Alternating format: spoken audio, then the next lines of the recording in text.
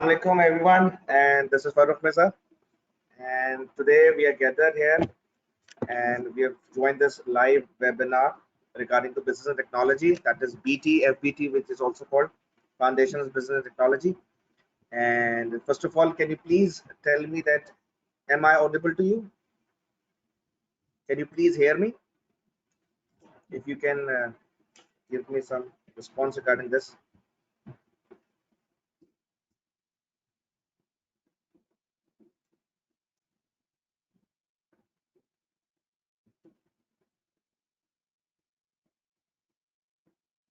Okay, I can see your questions in the question box. You can ask me there as well. Okay, before starting this webinar, the question number one, which I'll ask you is, if you can tell me what are the challenges which you have faced in preparing this subject. I repeat my questions. What kind of challenges you are facing in this subject, business and technology, as far as preparation is concerned, as far as examination is concerned, quizzes, attempting exam kit, what are your challenges, what are your problems, what are your, what you can say, issues which you usually face in this subject during studying, practicing, question solving, etc. Anyone, you can share this.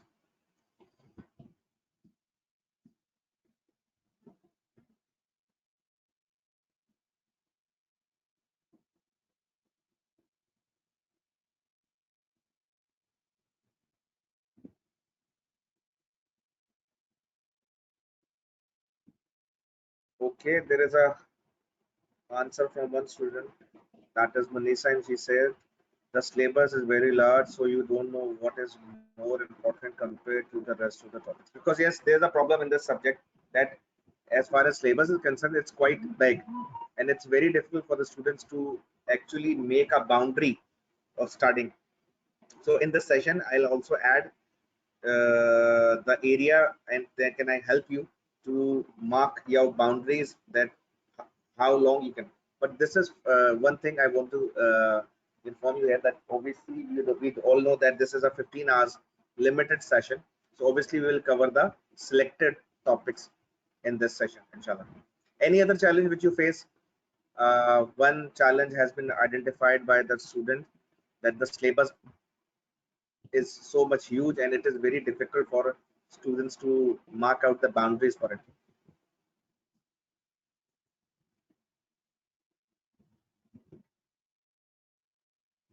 Okay, there is another point, and she says that memorizing the name of writers and to which theory belongs to who. Okay, one thing is for sure, you do need to actually remember the names of the writer. I can give you a hint of, or you can say a tip of it. What you can do, you make a list of all the writers, right? For example, what you can do here is, you can make what you can say, a list of writers, right? You can make a list in which there is a name of writer, serial number, and what you can say, the small description of the theory. And after making that list, you can put it in the first page of the register or notebook which you are using, right?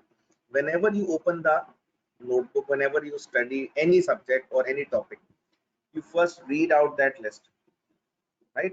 What we can do here is, if you read out that list,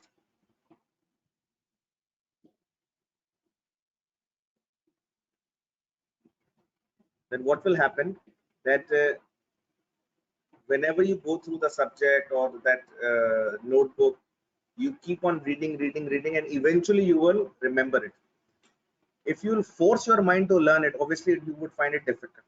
But when you keep on reading, you make it a habit of reading that list once every time when you start your study, right? Is this clear to everyone?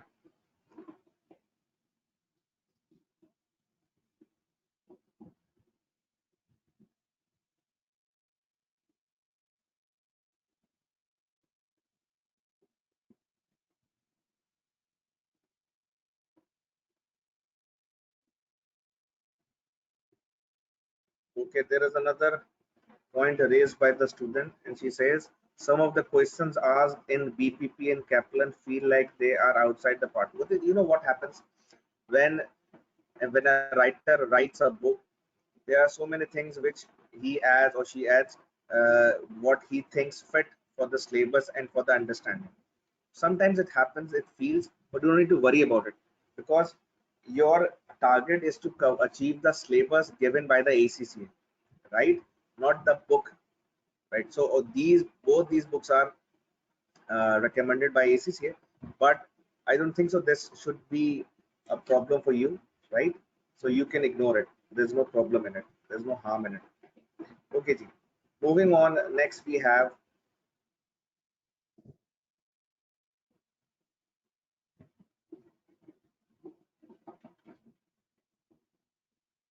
Okay, ji. Next we have session objectives, right?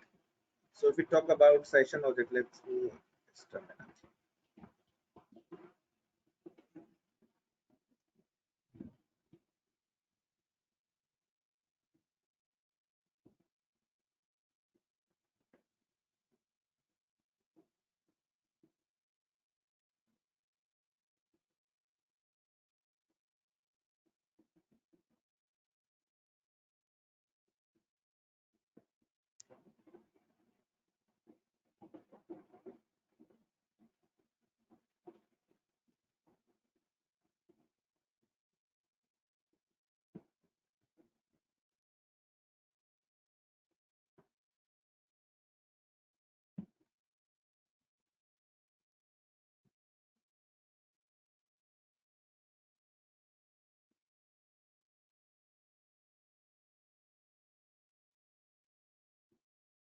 Okay. If we talk about this session objectives, right? We've got three session objectives. Number one is to explore and practice core areas because as we all know this is a limited time session of 15 hours, so we can only cover key areas or selective areas, right? Obviously we cannot cover the entire syllabus in 15 hours session, and as we all know that this session is particularly for those students who have already studied BT and they want to have a review.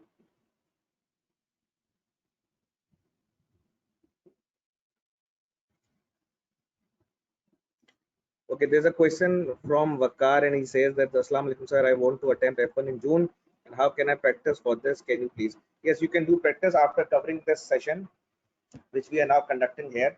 You can do and prepare yourself with the exam kits, both Kaplan and BPP, and another very good important tool given by ACCA, that is exam mock practice. What is called Education Hub mocks. Have you seen Education Hub mocks provided by ACCA? In fact, it's a very good tool.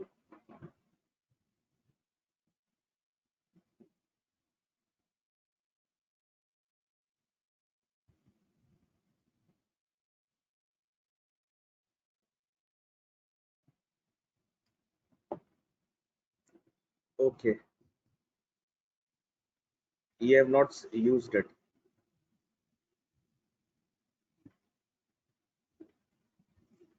So you can, if you go to website of accaglobal.com, right? So you can find learning hub mocks. You can write in Google ACCA learning hub mocks. So you can purchase those mocks from ACCA, and these are very effective. In fact, they are very exam oriented. So as far as practice, and there are three mocks for every paper. For example, if you're attempting FA1, FA2, MA1, MA2, FBT, whatever, there are three papers, three mock exams for every. Uh, so there is another question from Naveed. You can also go for ACCA mock exams, Naveed, if you have not used it yet. Okay, talking about session objectives. So we have got three major session objectives. Number one, to explore and practice core areas. Number one. Number two, understand exam format later on in the session. After 2 or 3 minutes, we will also view the exam format as well. And then we have also the exam handling techniques because it is very important for us to handle exam as well.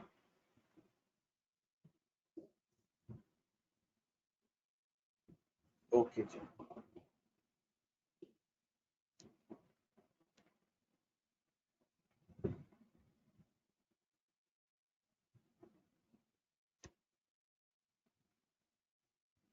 Okay, next we need to look out the syllabus. To talk about the syllabus of the ACCA, it is divided among six areas. Section A covers the business organization, stakeholders, and environment. And there's a section B that covers business organization structure, function, and governance. Section C explores accounting and reporting systems, security as well. And section D covers human area, that is leading and managing individuals. Section E focuses on personal effectiveness and communication. And as far as section F is concerned, that is more focused on ethics in business, right?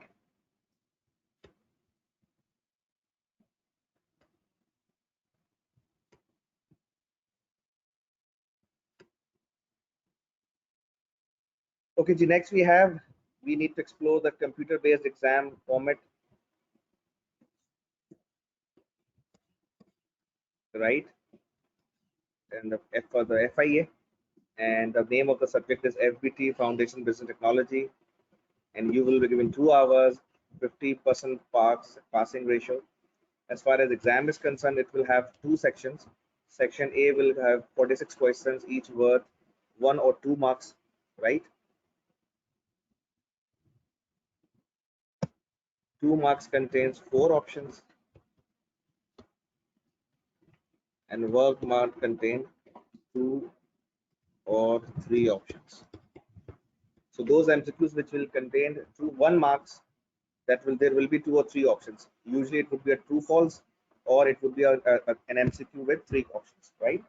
And if you talk about MCQs with 2 marks, there will be 4 options given to you, right? This will make 76 marks in total. And there is a section B, which will contain 6 questions, MTQs, 4 marks each, and 24 marks in total.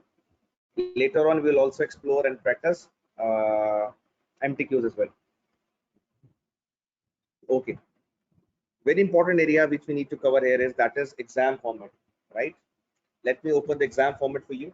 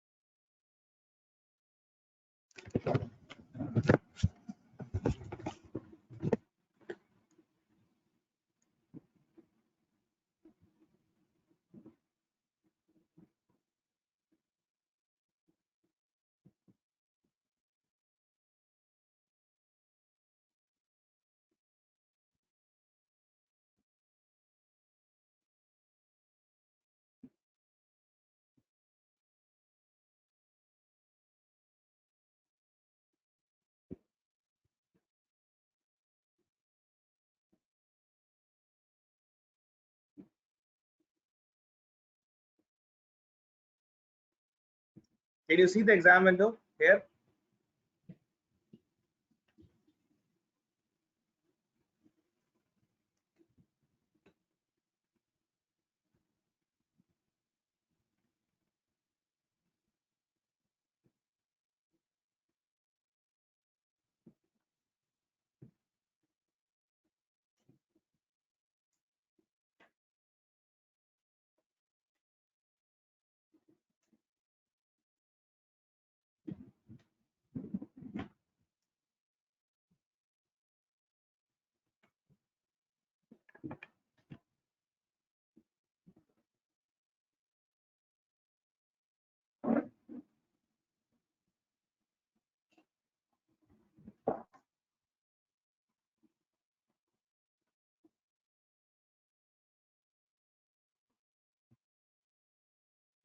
Okay. On this screen, I've told you earlier what are the details. If you move forward, next we have,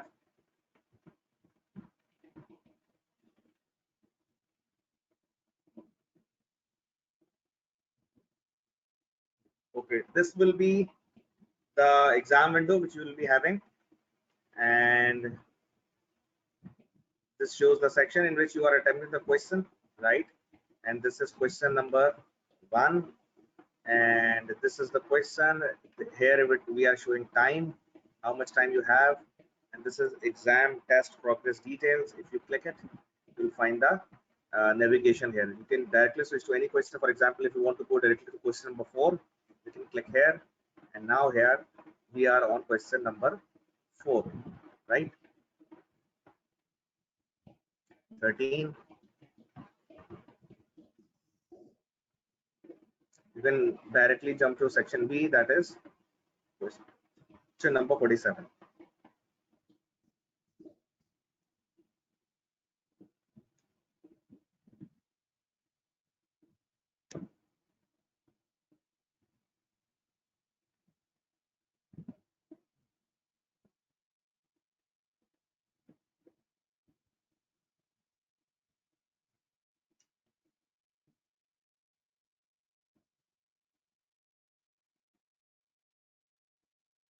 Right?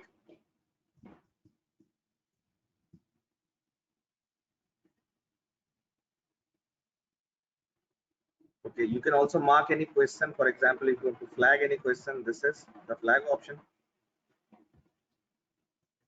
Now you can see there is a flag here, right? So you can, if you're, for example, you're confused any question and you want to reconsider it, and you want to have a relook on it after at the end of the paper or at the middle of the paper, you can flag it, mark it, so it will be highlighted, and you can handle it. Any question in this regard? Exam format.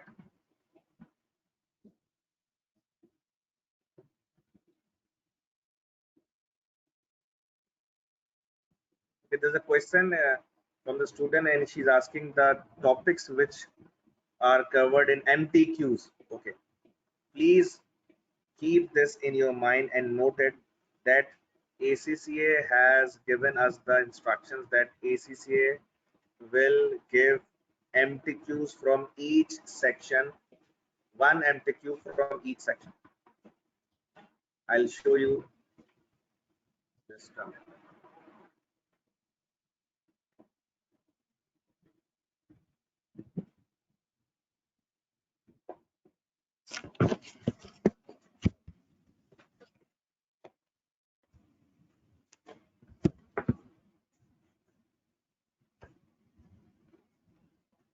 Let me show you. You see, ACCA has 6 syllabus areas: A, B, C, D, E.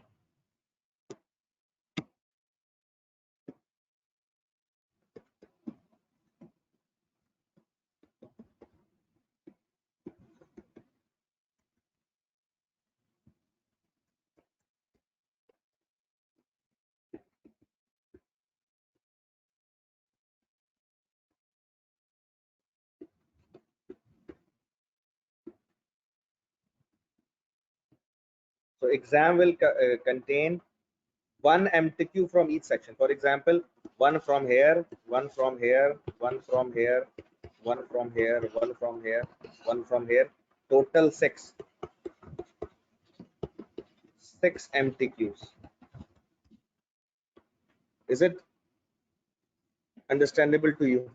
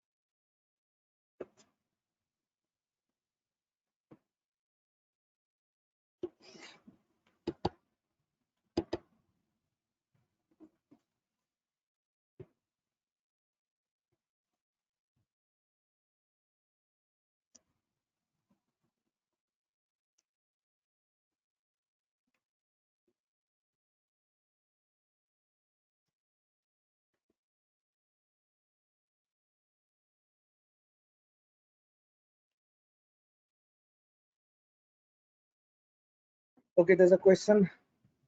Okay, as far as MTU is concerned, we have discussed this, sir. Sir, I have my exams in some days.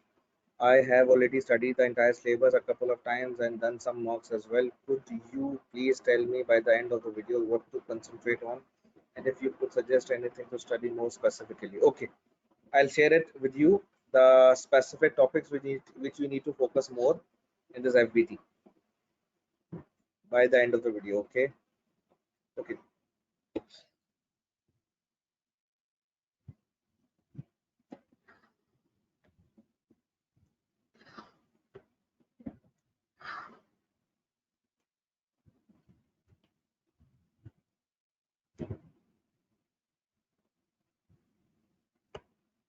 Okay. The next we have exam format, and after exam format, we'll start our uh, session as far as the syllabus is concerned. First, we'll cover the chapter number 1,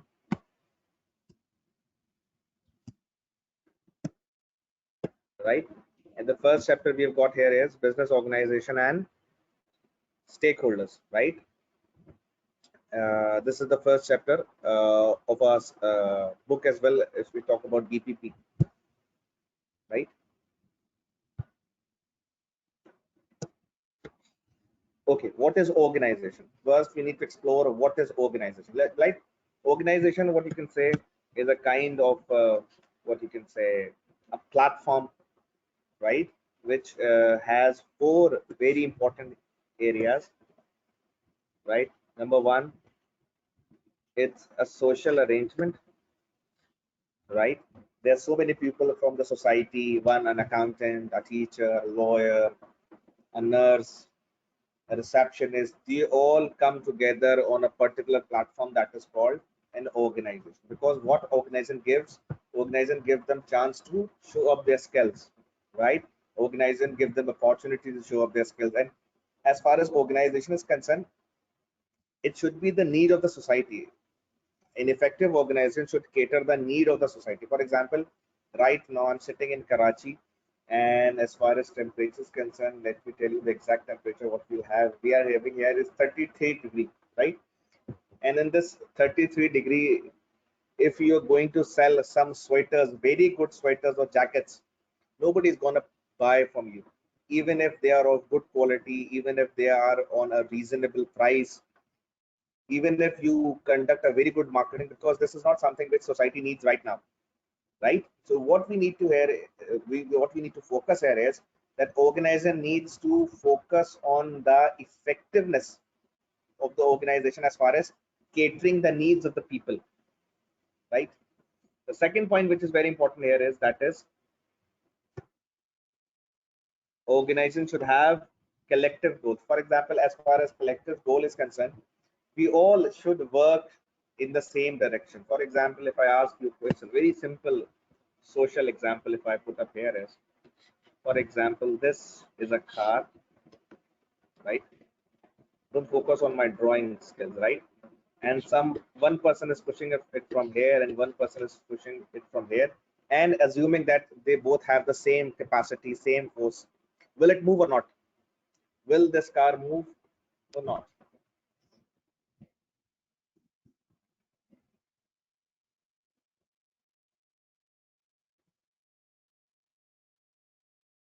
It will not move, right? But if I'll add 2 more people, one from more, one more from here, will it move? No, still it will not move. If I'll put one more person, now 6 persons are pushing it, and assuming they all have the same power and strength, it will not move. But if I ask you, 6 people are pushing it at the time, and it's not moving at all. But if I exchange the question, now will it move?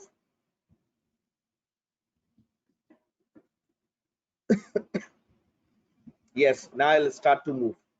You see, previously there were 6 people pushing it. Previously, there were 6 people pushing the car and it was not moving at all. And now only 3 people are pushing it and it starts to move. You see, what's the point? The point is those 6 were not on the same direction. Those 6 were not having the collective goals. And now these 3 are having the collective goals. These 3 are pushing in the same direction. So as far as organization is concerned, what we have learned here is an organization can only be successful if we all push, we all work hard in the same direction, same manner, same perspective, same vision, and that is what we call collective goals. Is it understandable to you people?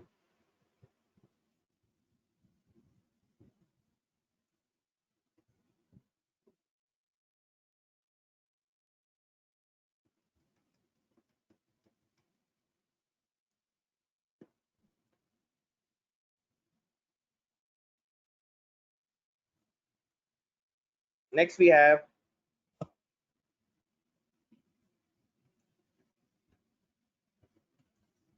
an organization, something which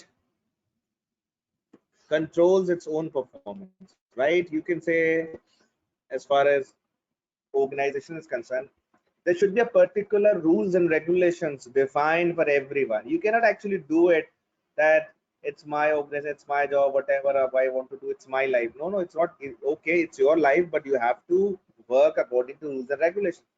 Everybody in the organization are bounded by the rules. Everybody in the organizations are given their jobs, their roles, and everyone should be working within their boundaries, right? Everyone should be working within their boundaries. This is what an organization control means. Next, should be a boundary in an organization. There should be a limit. Boundary, what you can say, it can be set as a limit, a boundary, a fence, which describes the limit of the organization. For example, if I go to KFC, Kentucky Fried Chicken, right? KFC, Kentucky Fried Chicken, and I'll ask them anything which is made of beef or something, another, so they would tell me that it's not available for them. Why that's not available? Because they say there is a boundary which we have described, that is fried chicken. So we deal in the business of fried chicken. Is it clear? So organization make a boundary, a limit. They set a boundary so they everybody and all their stakeholders can understand what are their limits.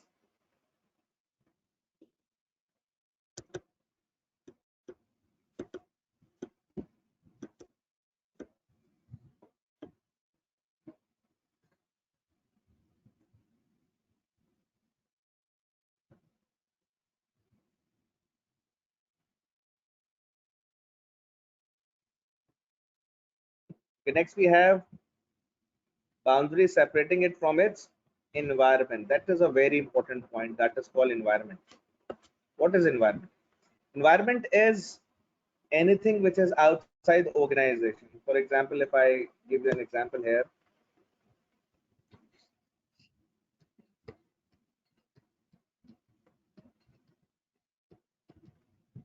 so if this is the organization, then this is the environment.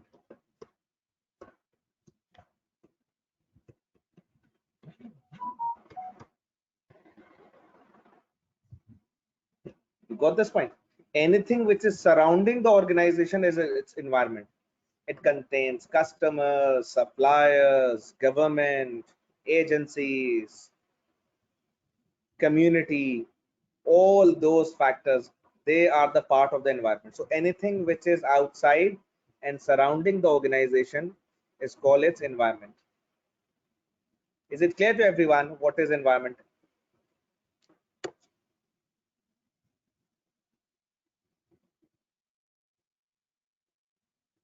Okay, Ji. Next we have, why do we make organization, right? Why do we make organization? Can we live without organization? No. Okay, if we don't make organization, then how are we going to do business? We can do business individually. You might have seen people giving tuitions to students at their home or some other place, individual tuitions or group tuitions. There's no coaching center, there's no college, they are giving it personally. So that is an individual form of the business. That is an individual form of the business. But you can have a college, right? As like Tabani School of Accountancy is a college, it's an organization. So why do we make organization? Reason number one, to overcome limitations. Why there are limitations? Because I ask you, how many subjects you can teach? One, two, three, that's it. But if you make a college, you can offer hundreds of subjects. How many students you can teach? 10, 20 personally. If I talk about individual tuitions, individual groups, personal tuitions, how many students you can teach? 10, 20, 50, max 100. But if you open a college, open a school, you can teach thousands of students at a time. So what makes organization a better choice? What makes organization a better choice? Why? Because organization gives you the freedom from limitations, right? Number two, the specialization. What happens when you do anything individually, or you do anything what you can say from individual perspective? What happens that for example, you are giving tuitions to students, and in tuitions you have seen the teachers are teaching so many things, so many subjects. But if we talk about any teacher which is or who is teaching in a particular college, they used to teach particular subject again and again. For example, someone is teaching FA1 financial accounting, and continuously they're teaching financial accounting. Eventually they become the specialist of teaching financial accounting, right? So somebody is working in sales department, and day and night, 9 to 5, they are working and focusing sales. Eventually they become the expert of sales. So what happens when we work in an organization in a particular department, and we do particular things for years and years and years, we become specialist of that subject or area. And number three reason is saving time. As we all know, we all are living in an era where we have hospitals. Imagine a time, imagine a situation where we don't have hospitals, right? And someone is has and someone has got the accident of their knee. So what we will do, what they will do, they will search out for the doctor, and when they got the doctor, then the doctor will ask them to go for the X-ray. Then you will search for the X-ray uh, facility.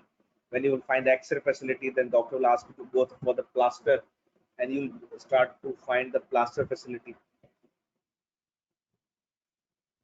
right?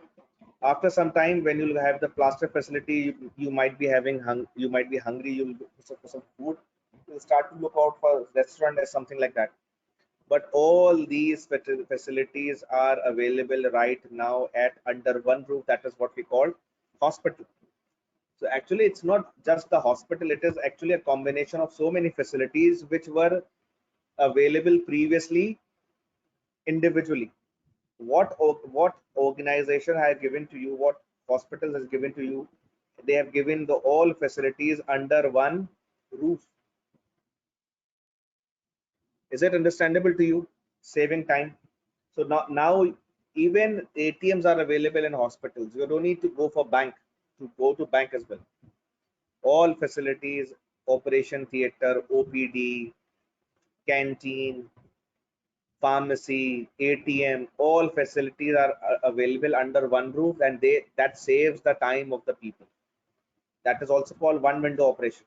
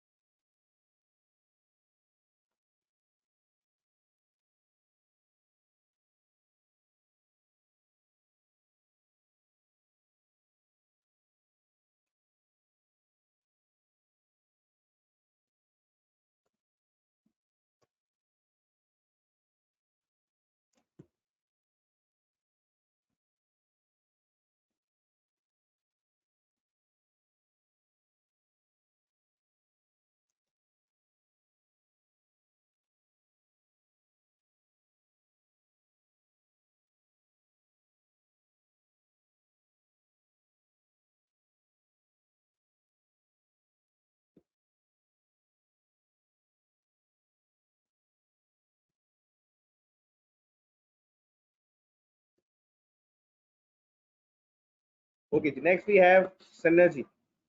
Do anyone know what is synergy?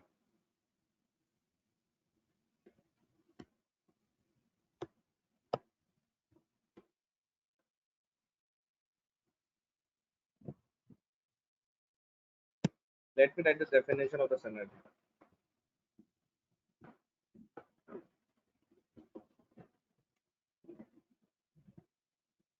Okay.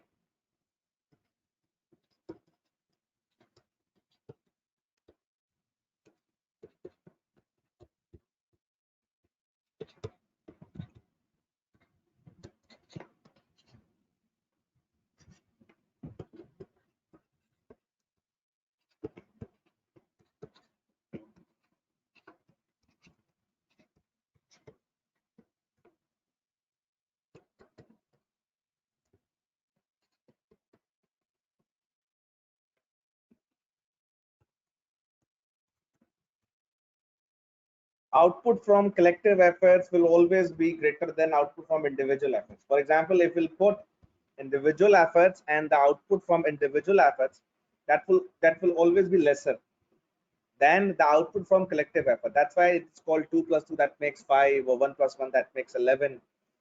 Although it's 1 plus 1, yes, if we work together, we can achieve more. And in an organization, as the Zan said, there's a question asked by the Zan that means where we achieve more as of. Yes, Zan, you're right. When we work in organization in collective manner, we achieve more, and the output is more than individual efforts.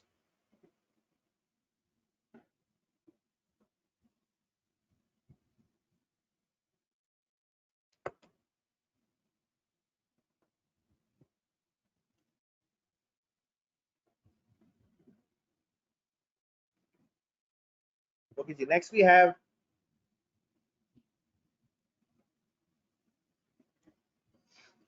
now it's time to have a exam check, a question check, a practice. And if I give you this question, I'm giving you 2 minutes to read this question and answer it. Right? Question is in front of you.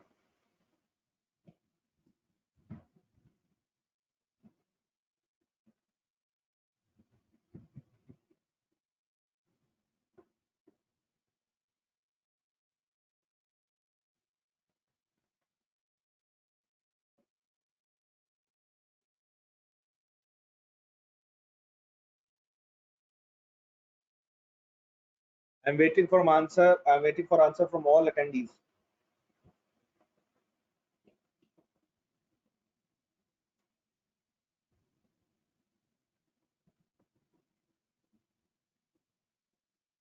You can also type option only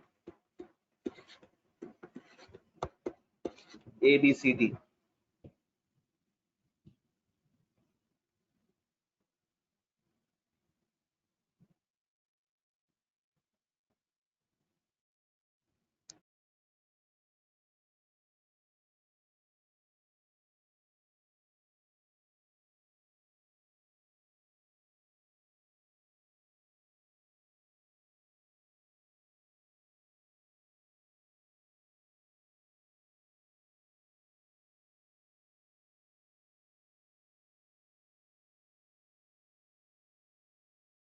Okay, please quickly type your answer, then we can move forward. And we will also discuss this question as well.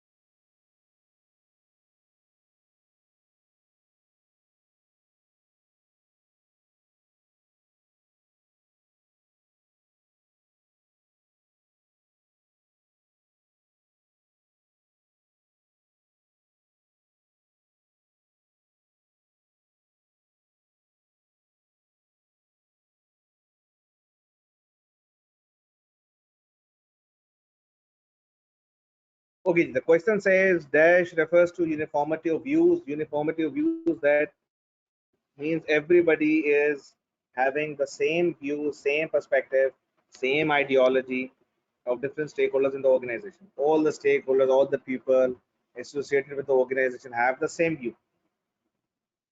That is not social arrangement, that is not boundary, that is not control. This is collective goals. Is it understandable to all of you? Collective goals means everyone is on the same page. That is what we usually say. We're all on the same page. Is this clear to everyone?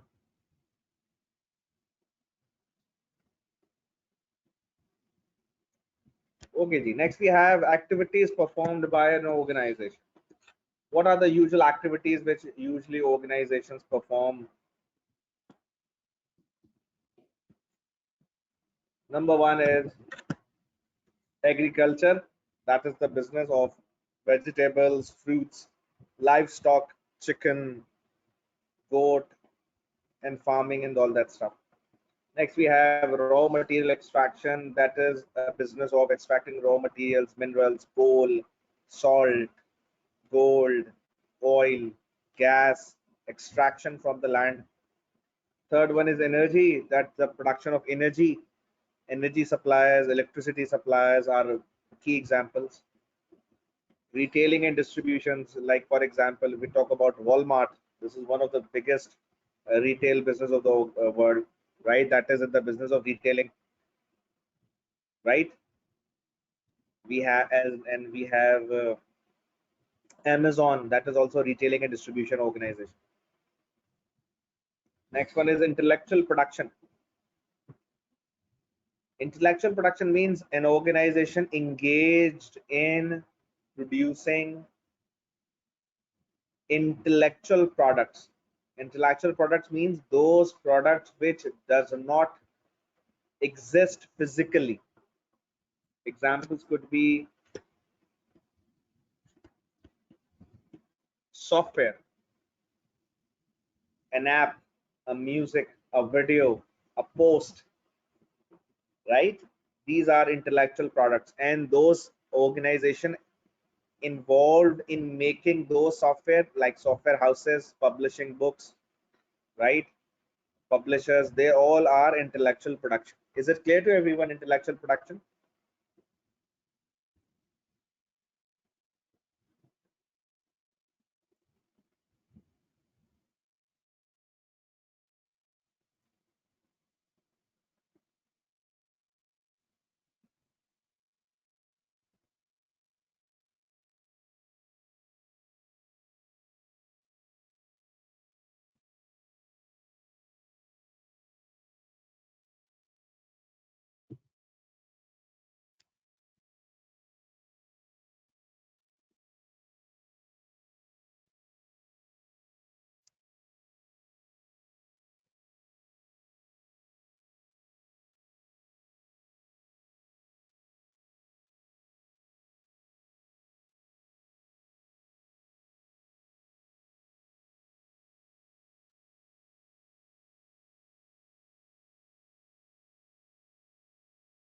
Okay, next we have service organization. What is service organization? A service organization is kind of an organization which performs some activity which gives benefit to other.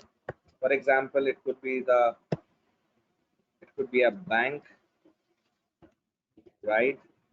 A college, a courier service. These all are service organizations because what they give you activities, they perform some kind of an activity which gives you benefit. For example, you open an account in a bank, but you have submitted or deposited your money in one branch, but you can withdraw it from 1000 branches. And this is some kind of a facility which gives you benefit, that you can submit to any branch, you can withdraw from any branch, you can make online payments, you can pay through checks, and all these services and facilities are given by the organization, that is bank. College is another example. Any question in this regard? Next we have manufacturing.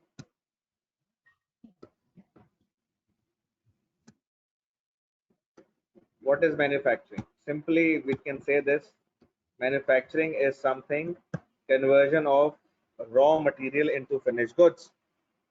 What is manufacturing? Conversion of raw materials into finished goods.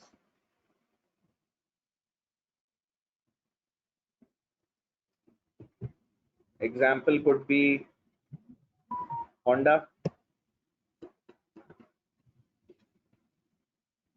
right?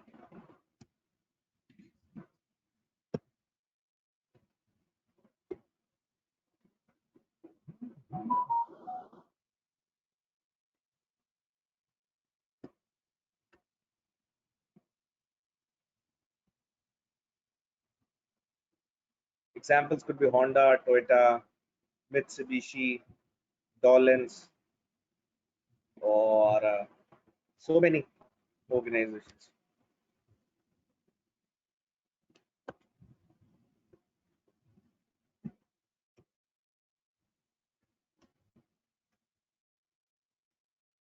Next, we have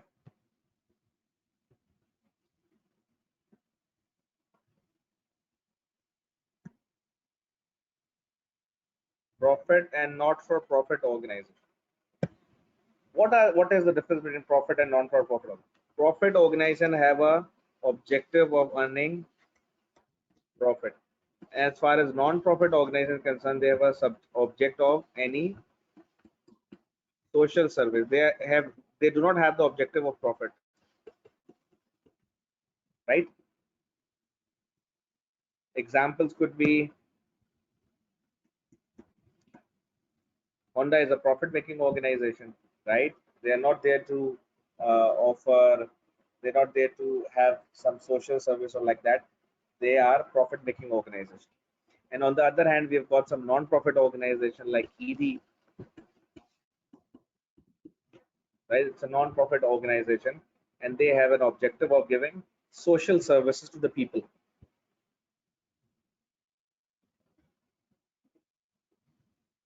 Is this clear to everyone? Next, we have public and private sector. It's very important to understand what is public sector and private sector.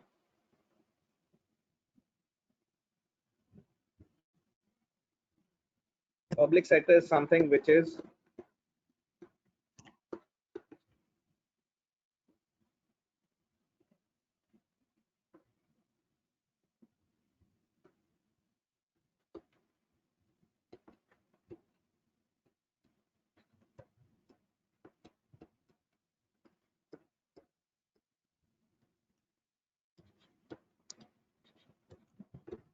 anything which is owned by government and controlled by government is public sector organization, and anything which is owned by common people, right? That is called private sector organization. Is this clear to everyone?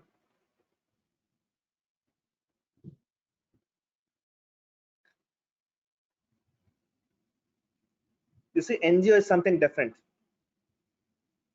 As far as NGO is concerned, it is something different. I'll explain in the next slide what is NGO.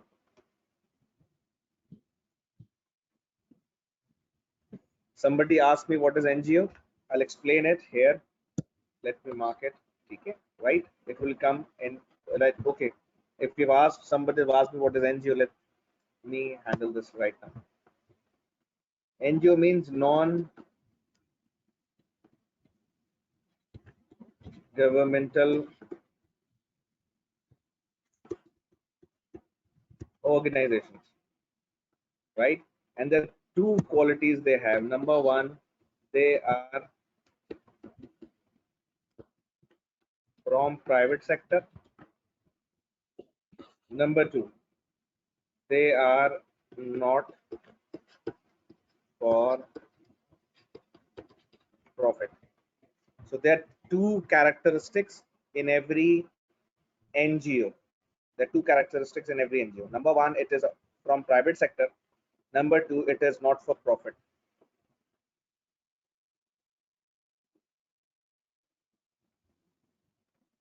Is it clear to everyone?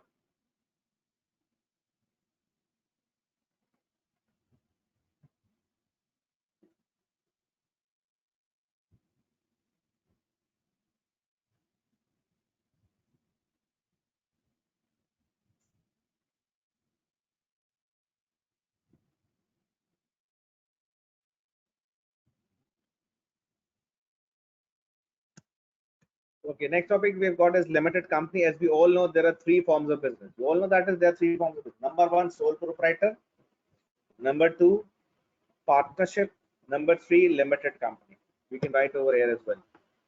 There are three forms of business: sole proprietor, in which there is only one owner, and there is a partnership, right? And there is limited company. This is also called joint stock. So there are three forms of business: sole proprietor, partnership, limited company. Now we're going to discuss limited company. What is a limited company? The main characteristic of a limited company is limited liability.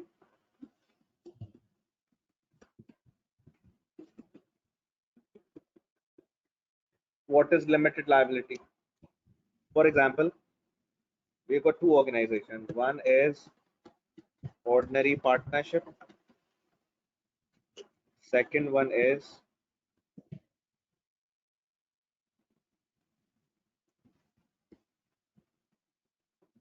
limited company, right? For example, and they've got assets of 10 million each, liabilities of 12 million each. And if they both goes down, they both get shut down, what will happen? We'll sell out the assets of 10 million to pay out the liabilities of 12 million. Then what about this minus to this deficit?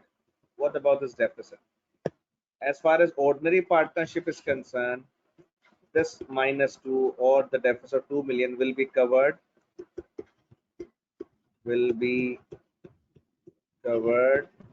by selling personal assets of partners, right? And if we talk about this minus 2, it will be write off.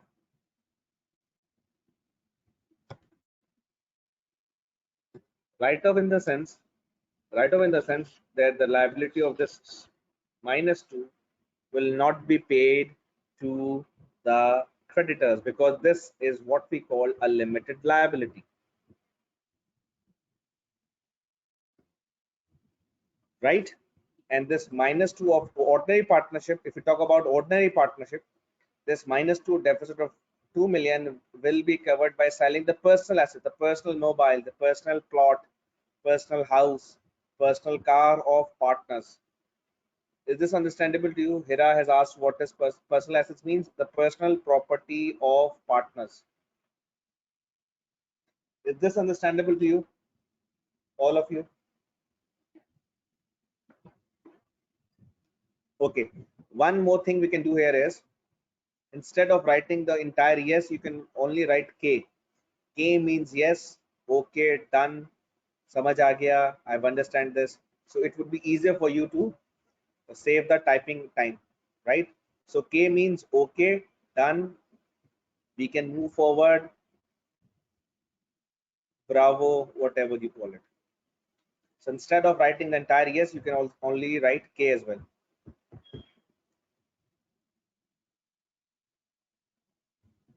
So this is the basic point of this concept, limited liability, that every limited company is having limited liability. Limited liability means if there is a deficit and the assets are lesser than the liability, then the remaining liability will be write off. The creditors will not get it. Okay. Next we have structure of limited company. If we talk about structure of limited company, there we have got some. Number one we have got is shareholders. What are shareholders? Shareholders are the owners of the company. And you become shareholder by investing in the business. You pay for the shares and you become a shareholder, right? And we talk about directors. Directors are the controllers of the organization. Directors are the controllers of the organization,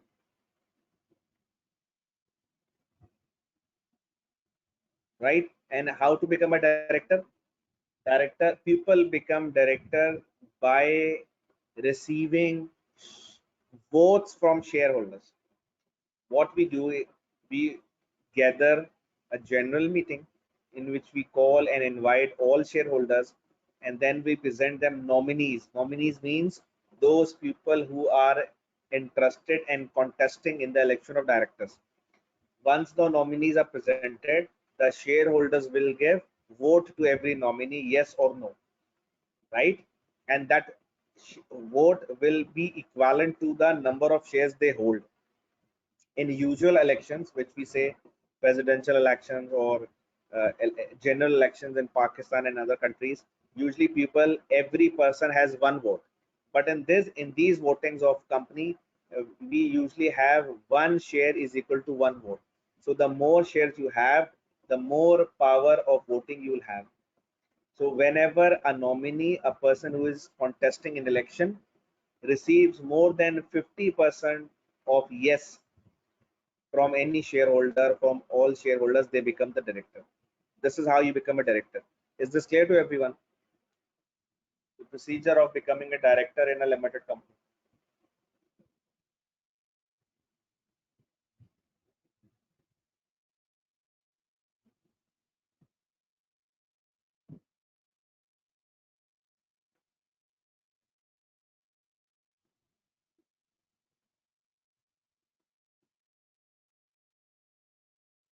Okay. One important thing here we need to know is shareholders cannot participate in day-to-day activities of the company as a shareholder. I repeat, shareholders cannot participate in day-to-day activities of the business as a shareholder. If they want to do so, they have to become director. For example, if you are just a shareholder, right? So as a shareholder, you cannot participate in day-to-day activities of the business. But if you wish to do so, you have to you have to become a director, and after becoming a director, then you can participate in day-to-day activities of the business. Is this clear to everyone? It's a very important point. And in that voting of becoming a shareholder, you can also vote out yourself, right? You can also vote yourself. For example, and there's a question that if somebody is having 60% shares, yes, they can give themselves vote, right? And they can become a shareholder. Oh, sorry, director.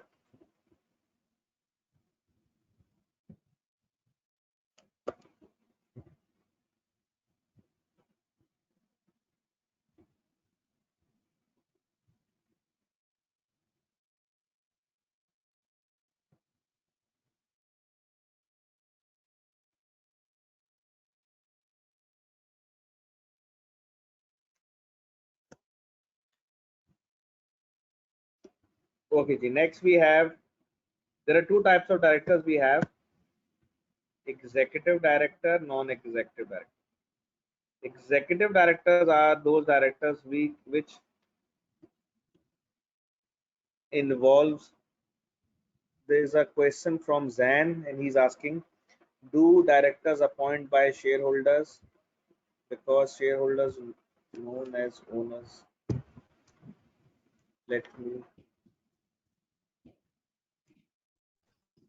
okay, let me read this question again. Do directors appoint by shareholders because shareholders known as owners? I didn't get your question, Zan. What are you trying to ask?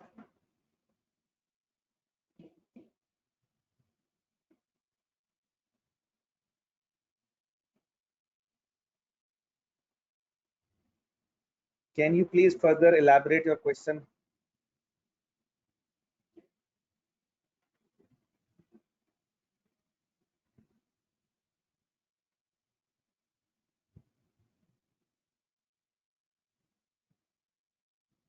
Who appoint directors? I told you, na.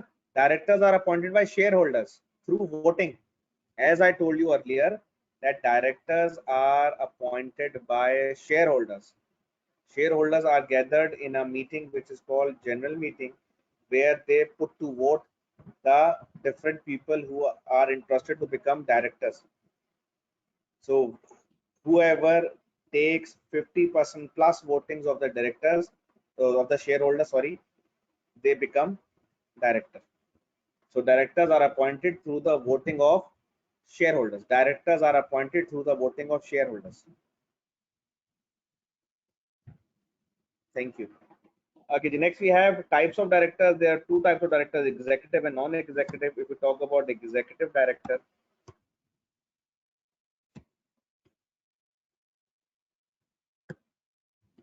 we've got executive director.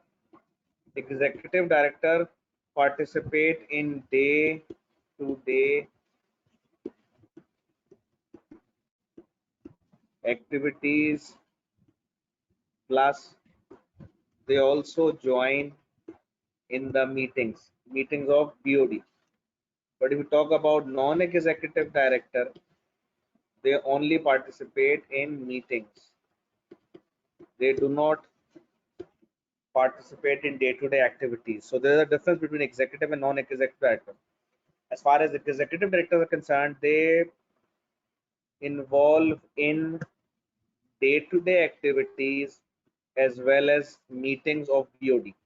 But if we talk about non-executive directors, they only participate in meetings. They do not involve themselves in day-to-day activities. This is the difference between the executive and non-executive directors. Is this clear to everyone?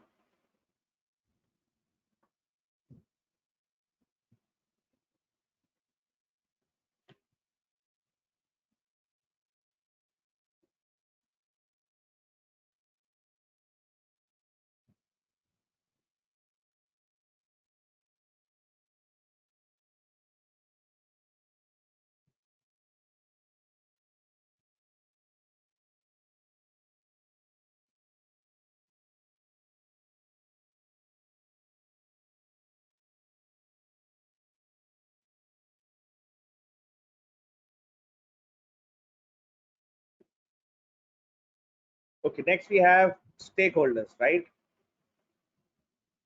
Who are stakeholders?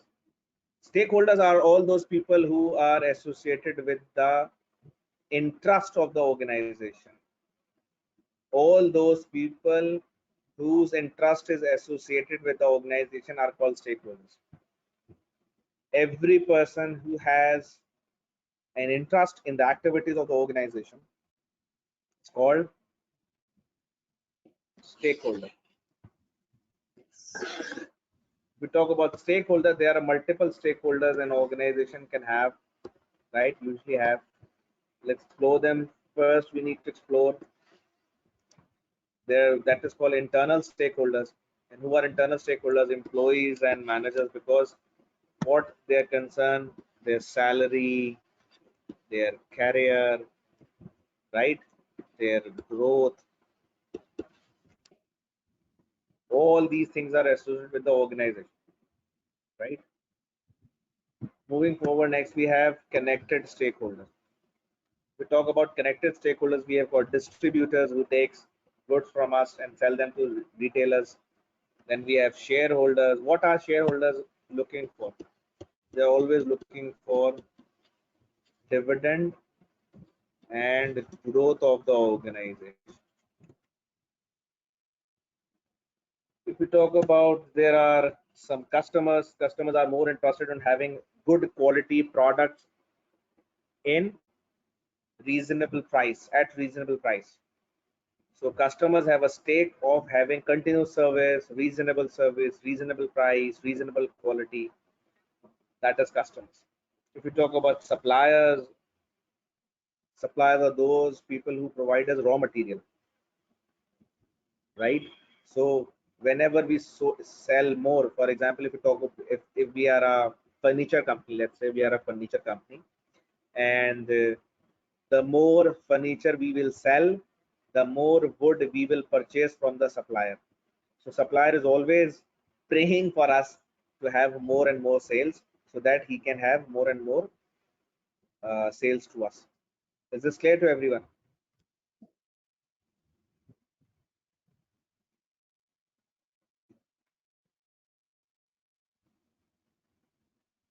And of course, on the other hand, company should also pay it promptly to suppliers. That was this point was raised by Zainul Hassan. Thank you. And of course, it is the responsibility of the organization to pay promptly to its suppliers because they have been providing them raw material on time. Next, we have financiers. Financiers is someone who give loan to the company, right?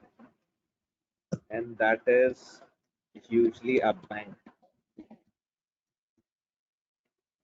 One very important point here, because one very important point here is usually students mix financer and investor.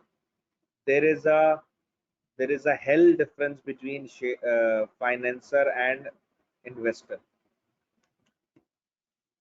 Shareholders are investors. Loan providers are financer. Investor is someone who put up their money and become the owner of the organization. Investor is someone who put up their money and become the owner of the organization. And financiers are someone who give credit to or loan to the company. Financiers are someone who give loan. They never become the owner of the company. Financiers are not owners of the company. They provide loan, and for that purpose, they are looking for interest. They have an interest in interest, right? Is this clear to you? Have you can you differentiate between financer and investor? Usually, students mix this financer and investor. Then we've got retailers who sell out our products. For example, Amazon is a retailer stakeholder for so many products, right?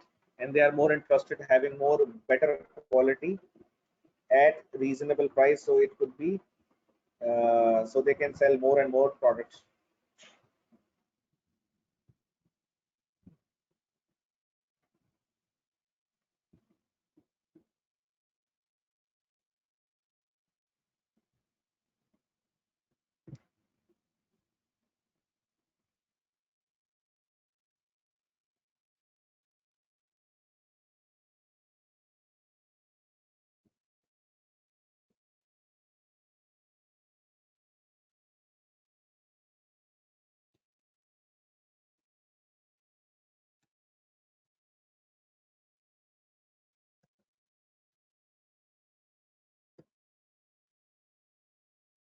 Next, we have government. Government is a stakeholder. Yes, government is one of the biggest stakeholders, and they are always looking for tax, right? More income tax, more sales tax, more import duty.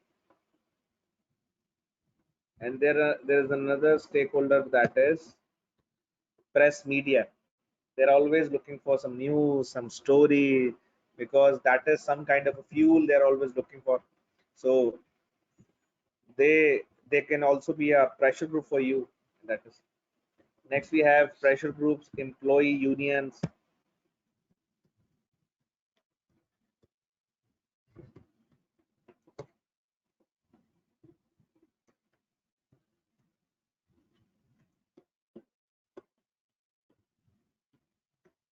Employee or labor unions, they can go for strike, they can go for slow movement. You know what is slow movement? Slow down the Slow movement is some workers purposefully slow down the process. And you know what happens when you slow down the process? The production gets low. When the production gets low, the management comes under pressure.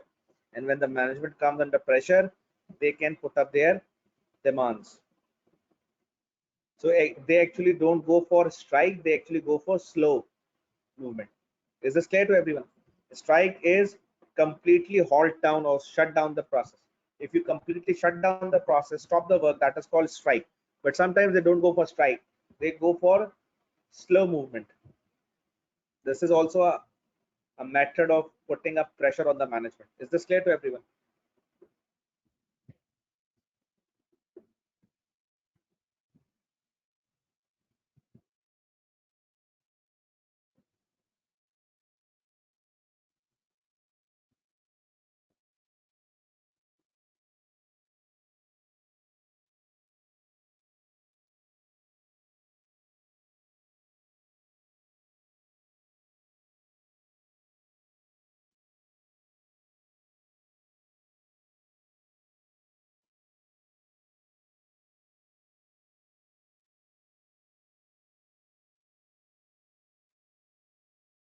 Okay, next we have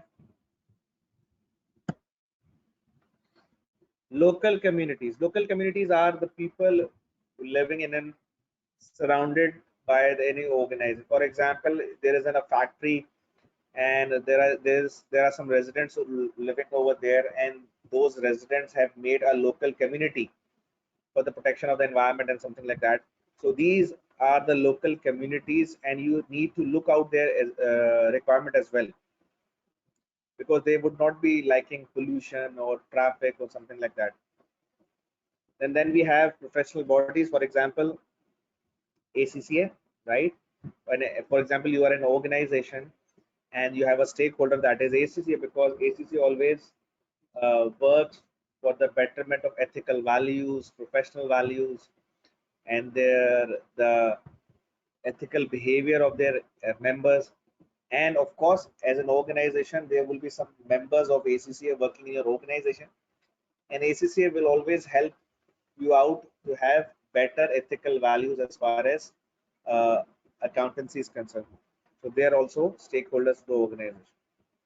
Next, we have society or community, which is also can say. Do you know what is a passive smoker? Anyone can tell me what is a passive smoker?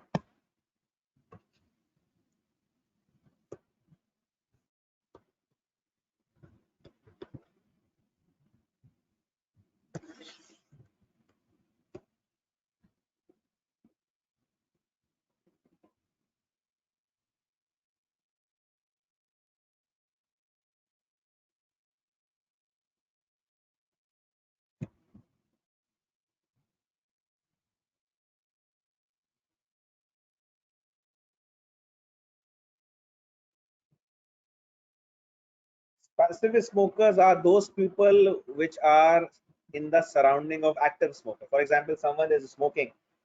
The person who is smoking will be called active smoker, and the people surrounding which are inhaling the smoke fumes are called passive smoker. This one answer, a correct answer was given by Rafe. Thank you, Rafe, for contributing in this webinar. And so what is this? Smoke. So those people who are passive smoker are the societal stakeholders or tobacco company, right? Tobacco company have stakeholder customer here. Customers are the active smokers, and society we have passive smoker.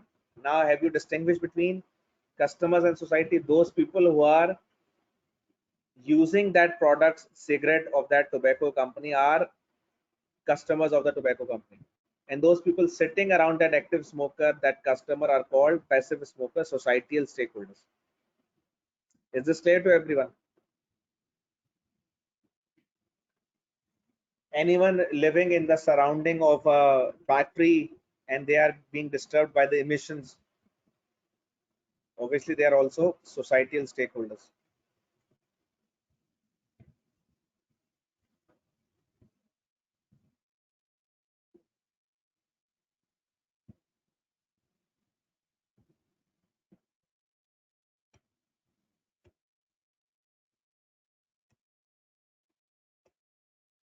Okay, now here we have got a question.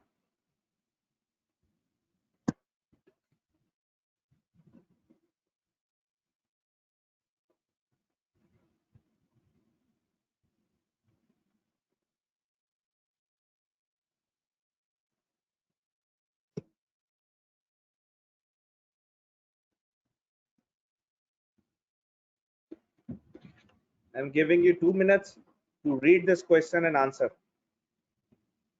A, B, C, D. Start reading.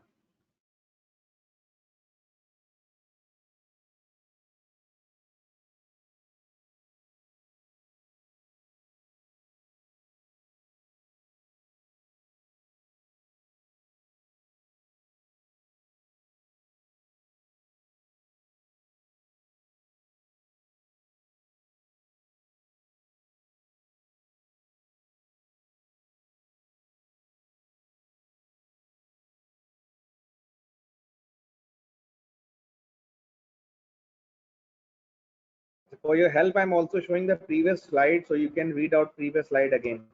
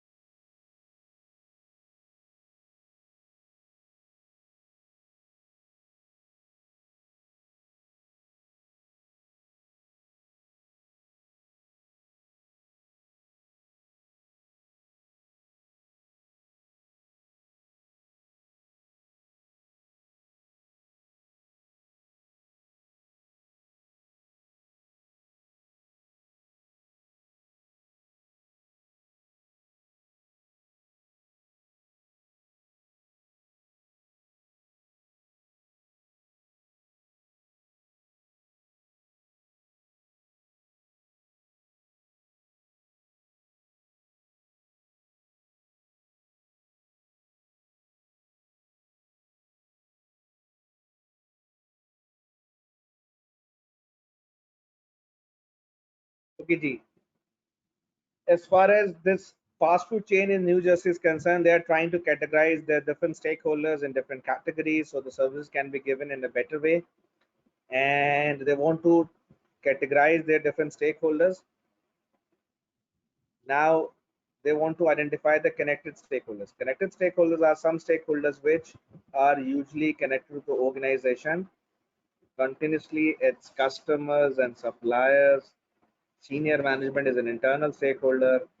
Pressure group is an external stakeholder. So B is internal, C is external, C, A, and D are connected. Right? These are the question answers. Any question? Here we have another question. Right? Which of the following correctly explains characteristics of cooperative business? Do you know what is a cooperative business?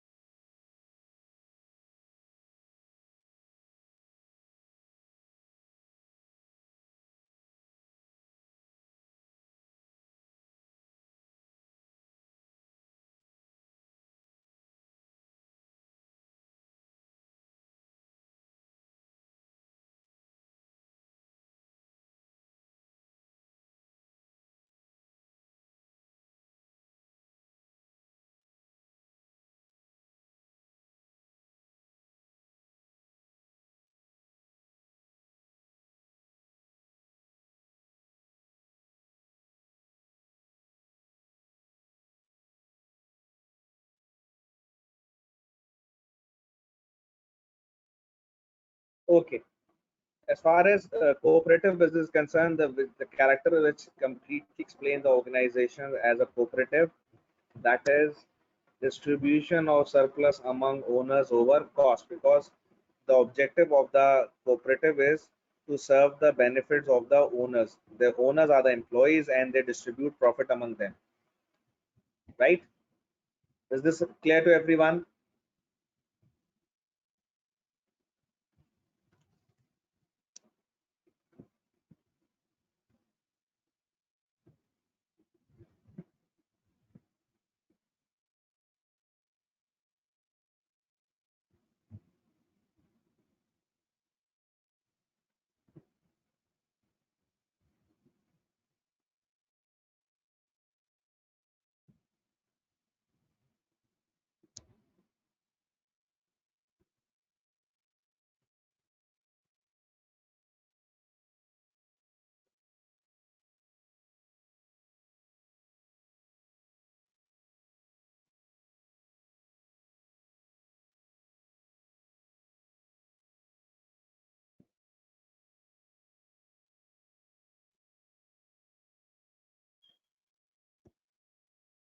Okay, next we have chapter number 2, that is business environment. Now, what is business environment? As I told you earlier, if you take an organization, example,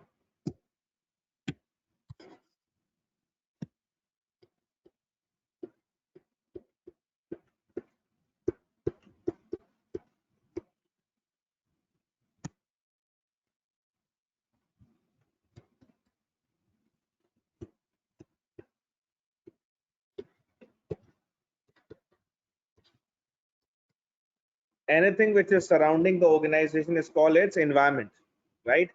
Anything which is surrounding the organization, like it contains customers, if we talk in detail, it has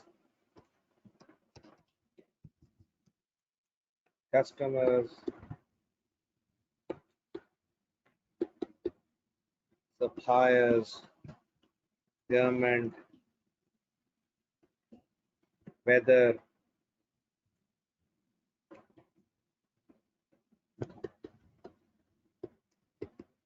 fashion,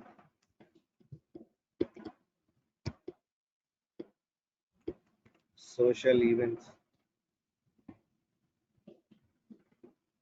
So as an organization, we need to understand what is environment, what are the contents of the environment, who makes the environment, and we need to deal it accordingly as well, right? And how to deal it? Rule number one. Rule number one: face the change, don't change the face, right? Whatever change is coming in the environment, you have to face it rather than changing your face. The challenges we have: globalization. As we all know, the world has become a global village.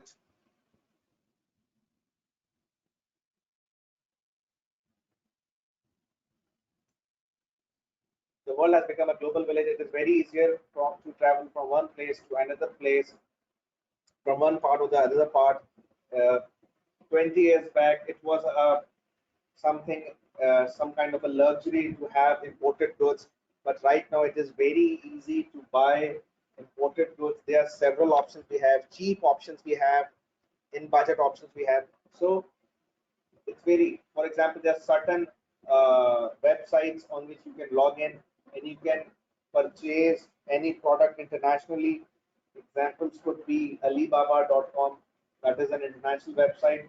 You can purchase and place orders from everywhere around the world, right? The second is technological development. What is technological development, right? What happens that whenever we look into different sectors, like for example, if someone is making inverter, non-inverter AC right now, they have no future. If some organization is making non-inverter AC, they have no future, right? If we talk about the third, that is the changing customer values and behavior. If we talk about customer behavior, the customer behavior is changing day by day. For example, 10 years back, people were not that much doing hoteling and eating outside the uh, homes, going to restaurant. But nowadays people have more going towards the restaurant window. Number four, the changes of the business. That business practice are changing. For example, they are now banks are giving more loan to the people because of the availability of the credit. There is more. There's a new concept of online trading,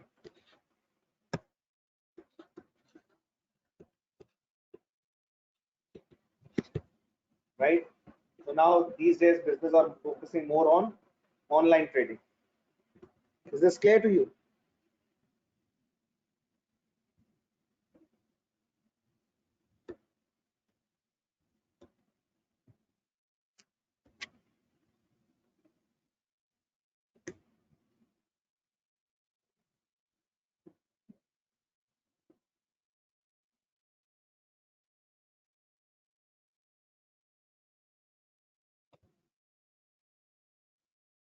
Okay, here we'll take a break of around 15 minutes, and we'll till then you can have a small snack or a coffee or something, then we'll log back again. Okay.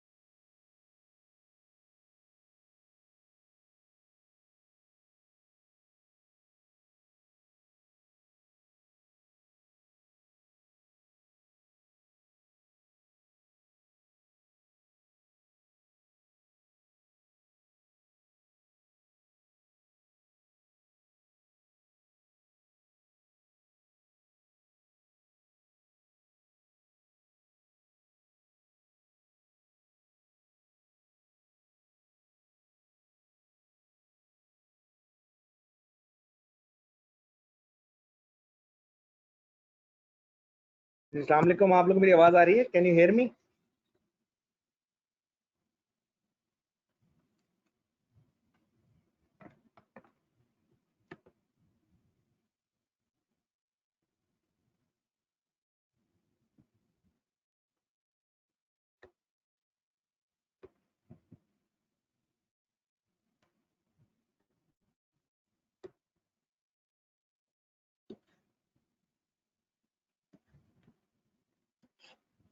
Okay, as we were discussing before the break, uh, let me give you another look. Whatever surrounded by the organization is called its environment, right? And that environment has several factors which affect the organization, right? All those factors can be analyzed through a tool which is we usually called pestle. Let me show you that tool.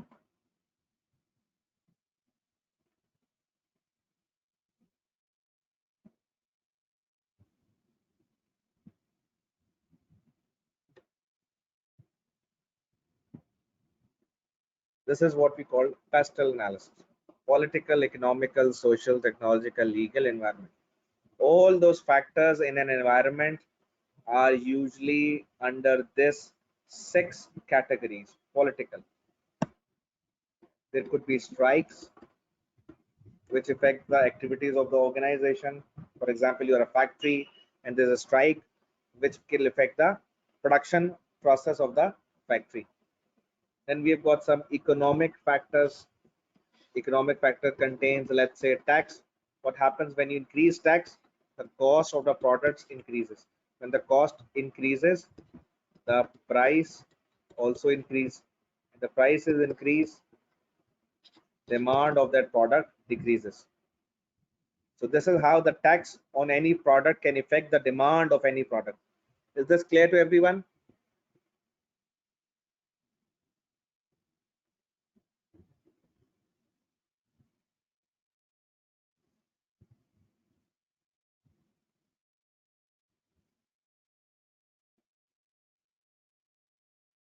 Instead of yes, you can write K, so it can save your time and effort.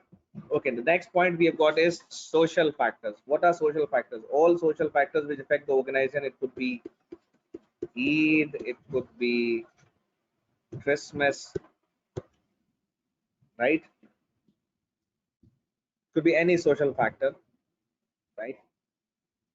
Like these days, people are more dining out.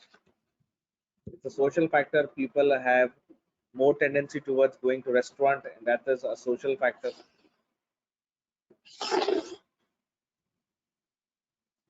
Next point we have got is technological. What are technological factors? I've told you earlier. Let's take another example. If you are making energy savers, you're not going to have any future. Latest technology is LED. So if you are making and you are involved in the process of lighting or light bulbs, and if you're making energy saver in your if you're having the technology or level of energy saver, I need to switch to LEDs, right? Talking about legal factors, what are the legal factors which can affect organ? Right now, a very important legal factor we are facing is lockdown due to COVID. Usually government has imposed minimum operating times and restricting the banks, shops, bakeries, medical store, all kind of business activities, and that legal factor is affecting the business. Is this clear to everyone?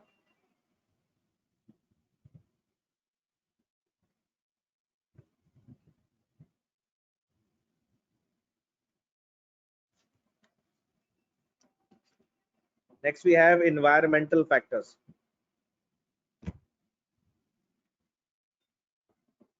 Environmental factors, we talk about environmental factors. There are certain environmental factors. For example, there's a very alarming situation of pollution, toxic, marine problems because it's there's a problem that aquatic life is facing issues due to water pollution, plastics,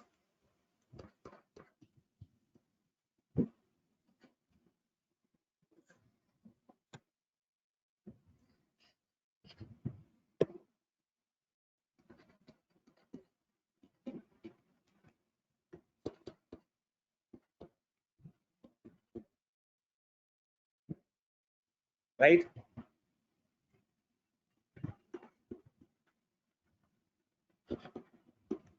So these environmental factors are affecting organization very much. So uh, as a response to this, we can have that the electrical cars.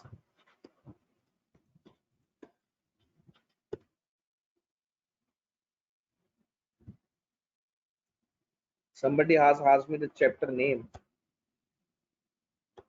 This is the chapter name.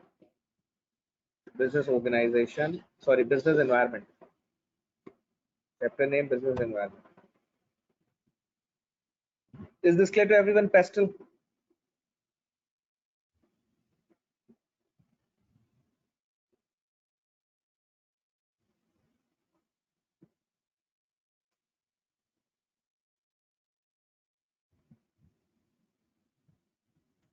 Naveed has asked the if we can discuss COVID slightly. Look, if we talk about COVID, right? There are multiple factors. There are multiple angles of COVID-19. One angle, COVID-19 is creating uh, lockdowns, and that is as far as lockdowns are concerned, it's a legal factor. Another point is due to COVID, we are focusing on to get the vaccine. Recently, we have developed a vaccine, and that vaccine development is technological side, right? And there's another problem of social distancing, right? That doctors and they are suggesting to have social distance. That is again, and not to meet people so much, right? Even if you are meeting people, there should be proper mask should be there, and that is a social side. So COVID-19 has multiple factors.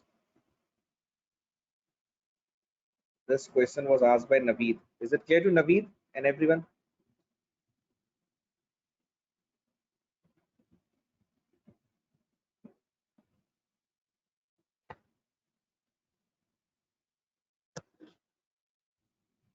Okay, there's a question here. Please read out this question and then we'll discuss this. I'm giving you 2 minutes to read and answer this question.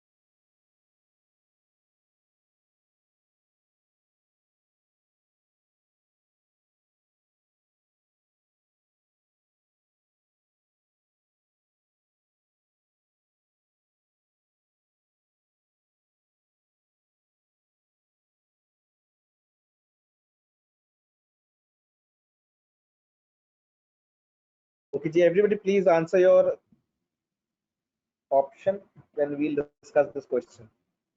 I'm waiting for everyone. You don't need to write the entire option, just write A, B, or C, or D.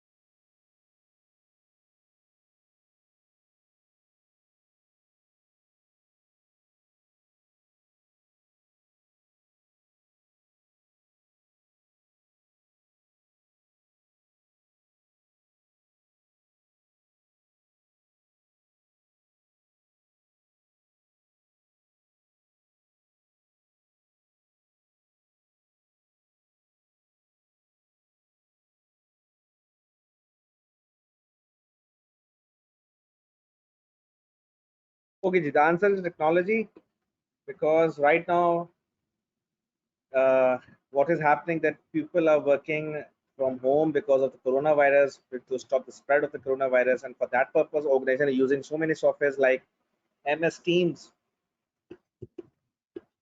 Microsoft Teams. This is one of the example. Zoom is another example. It's a meeting software which can all be used as teaching and some other software as well. So these are the most popular softwares among others. So this is some a technological factor which is affecting the organism. Absar is saying only C. Absar, is it clear to you now?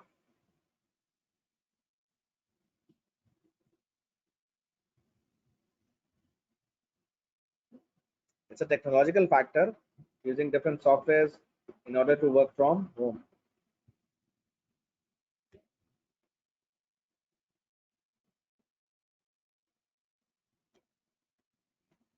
Okay, there's another question.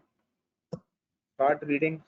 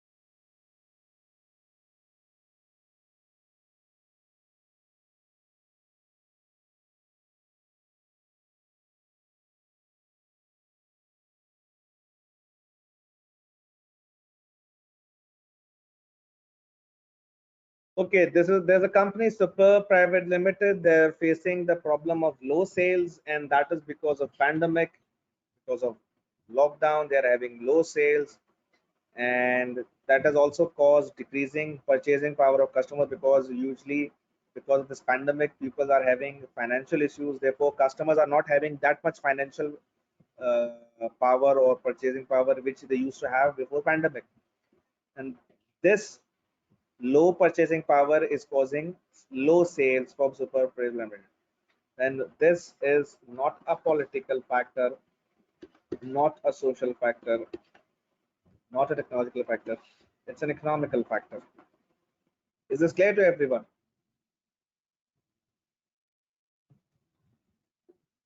Because the problem is low sales.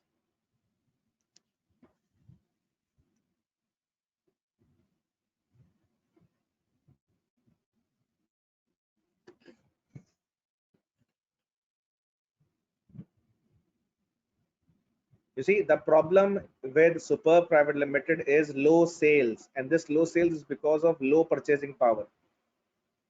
Low purchasing power and low sales are economic factors.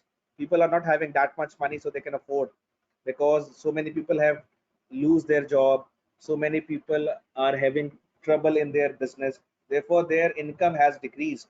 This decreased income has decreased their purchasing power, and as a customer of super private limited, they have not been able to purchase that much things which they were purchasing before pandemic from super private limited. So this problem with super private limited, did you get this?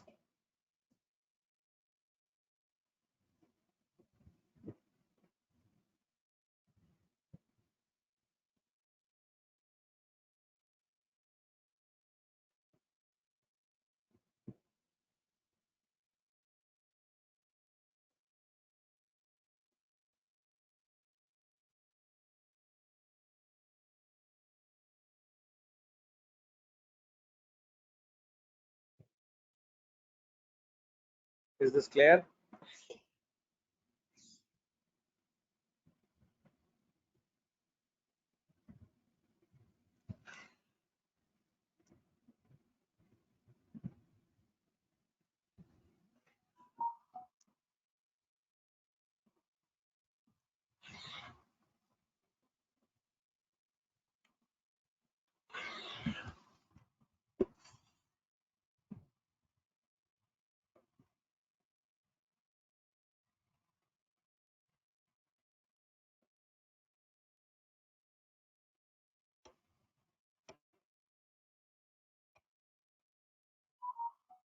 Okay, next we've got topic. Obviously, when you will do a job and you will hire people in your organization, then you will have some.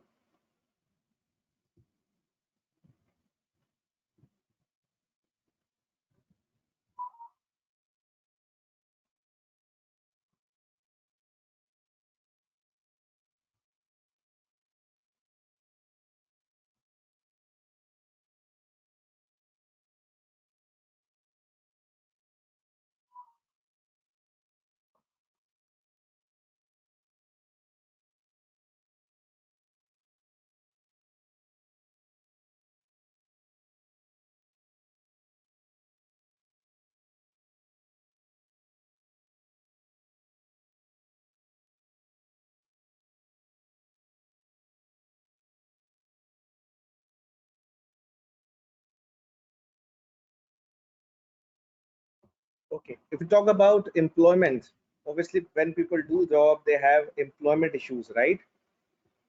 There are different situations where people lose their job. One could be retirement, when people lose their job due to their age, right? When people lose their job because of their age, that is called retirement, right? And if you talk about retirement age, in UK the default retirement age is 65. In Pakistan the default age is 60.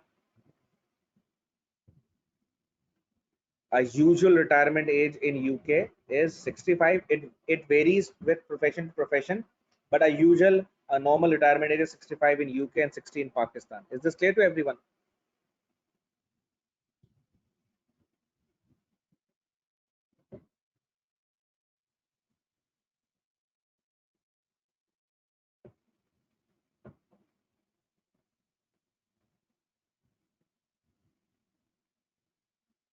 Talking about second point, that is resignation.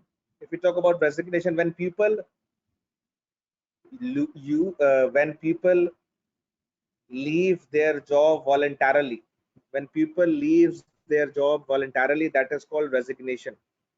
When they decide to quit their job, that is called resignation.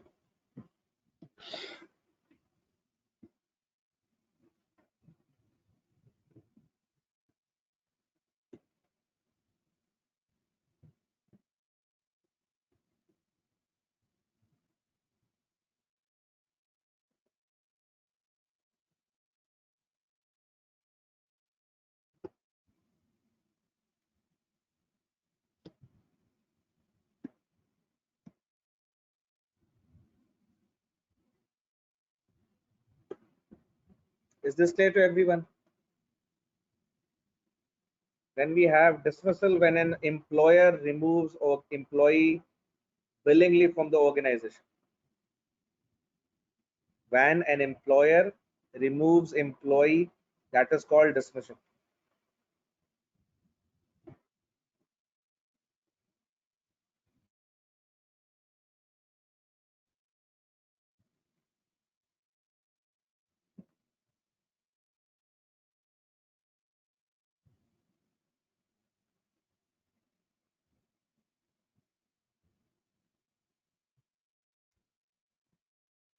Right? So whenever any employer removes any employee from the organization, that is called dismissal. There are the three types of dismissal we have. Number one is wrongful dismissal. What is wrongful dismissal? Wrongful dismissal is removing any employee without giving them notice period. Do you know what is notice period?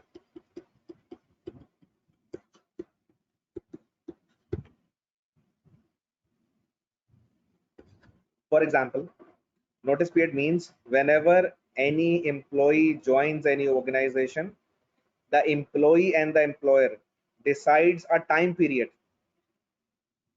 and that time period should be followed by both employee and employer. And whenever employee leaves the organization, he would inform his employer. For example, they can set a time period of 1 month, which means whenever employee leaves, resigns from the organization, he will inform 1 month before his resignation. On the other hand, if employer dismiss any employee from the organization, he the employer has to inform employee 1 month before dismissal.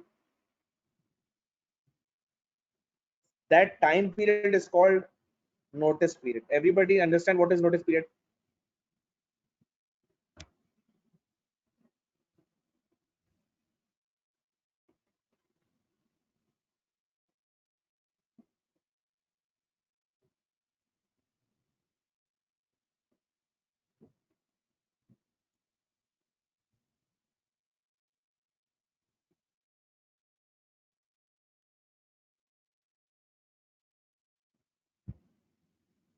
Okay, so wrongful dismissal means, I repeat, wrongful dismissal means when any employer dismiss any employee without giving them notice period. Such dismissal is called wrongful dismissal.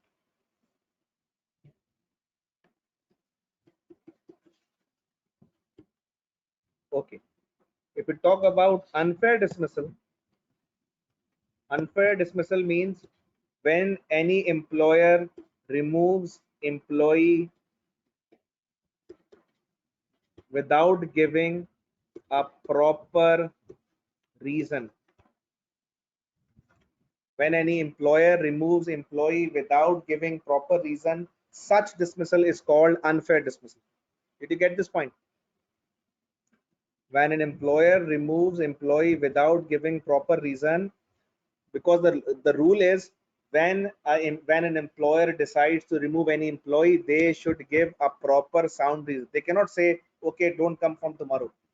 And when the employee asks why, they say, okay, we don't want to have you, or any other lame excuse. They cannot give any sort of lame excuse. What they should give is a proper and sound reason, a justifiable reason. And if any employer removes any employee without that justifiable reason, that is called unfair dismissal. Any question in this regard? Is this clear to everyone?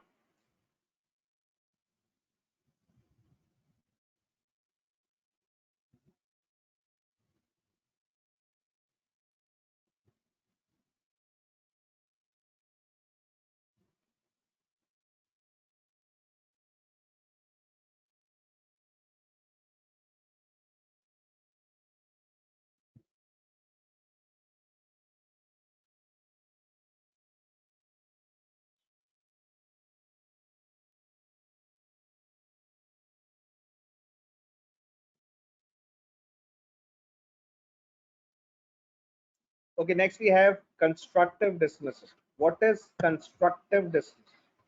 Constructive dismissal means when an employer creates such environment, right? Such toxic environment in which it is difficult or almost impossible for the employee to survive, and employee leaves the organization because of toxic behavior, problematic behavior, or any sort of issues created by employer artificially, so that employee gets frustrated and leaves the organization himself or herself. Such dismissal is called constructive dismissal. Apparently it looks that the employee have resigned. Apparently it looks that employee have resigned, but actually it is not a resignation. Actually this is a constructive dismissal, because here the employer has created such environment in which it is almost impossible for the employee to stay. Is this clear to everyone? Constructive dismissal.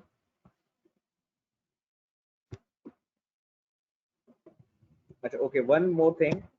Dismissal and termination have same meaning. If you read the word termination or dismissal, they both have same meaning.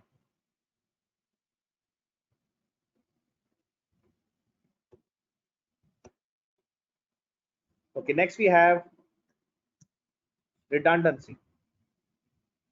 It's very important to distinguish between redundancy and dismissal. Redundancy means when you actually eliminate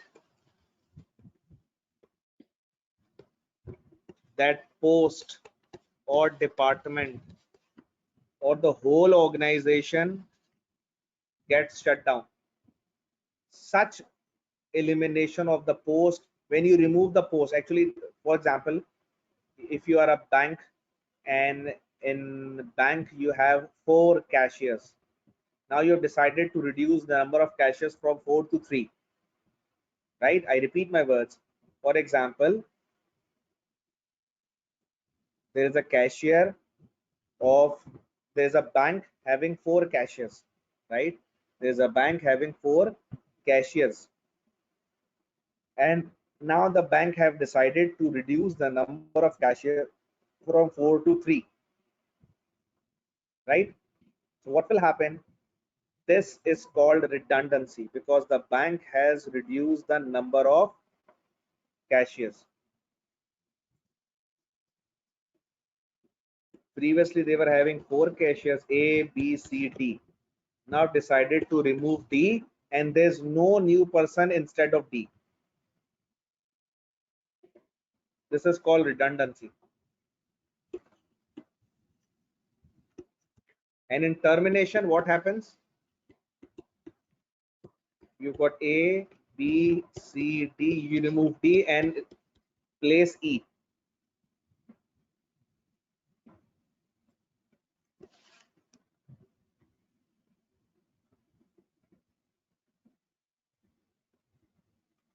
Did you get the difference? In redundancy, we reduce the number of people. We do not replace anyone. We remove people. We do not replace.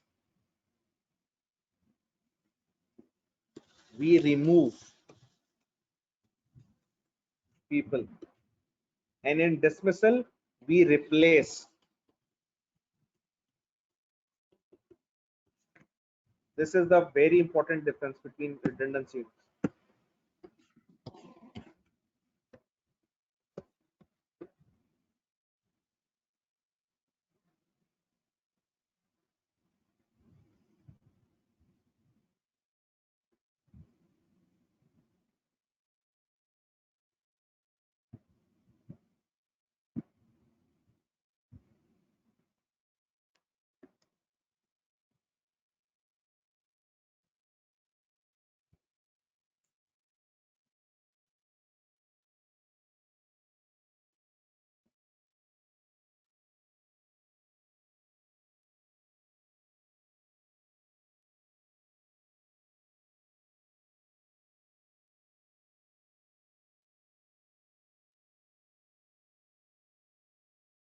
Okay, at the end of the session, I'll give this noted PDF format to ACC, and then they will upload it and will mail them to you, right? These handouts which I'm noting here will be given to you, will be shared with you by ACCA. I'll share them with ACCA today. Okay. Tomorrow we'll make a WhatsApp group as well, so we can share notes, handouts, and some questions as well.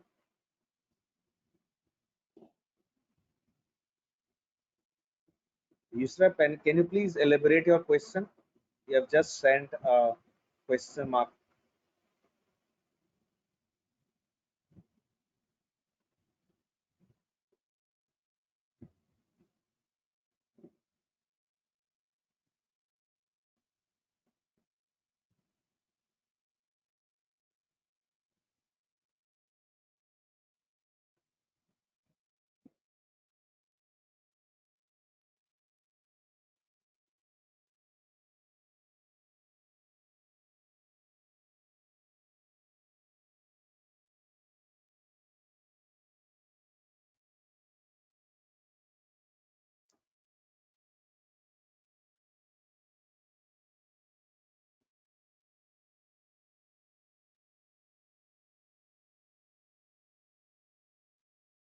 Okay, the next topic we have got is equal opportunity. What is equal opportunity? Equal opportunity means equal, fair, value, treatment to be given to all. Equal opportunity means it is a policy of an organization to have equal, fair, value treatment to every person in organization and outside the organization. For example, you are hiring people, you should equally treat everyone in, irrespective of their gender, irrespective of their age, irrespective of their physical appearance, irrespective of their religion. So this equal treatment is called equal opportunity. And when you don't do it, this is what we call discrimination.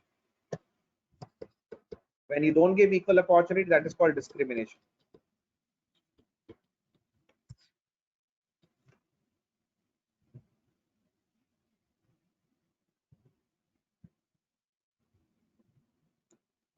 Is this clear to everyone?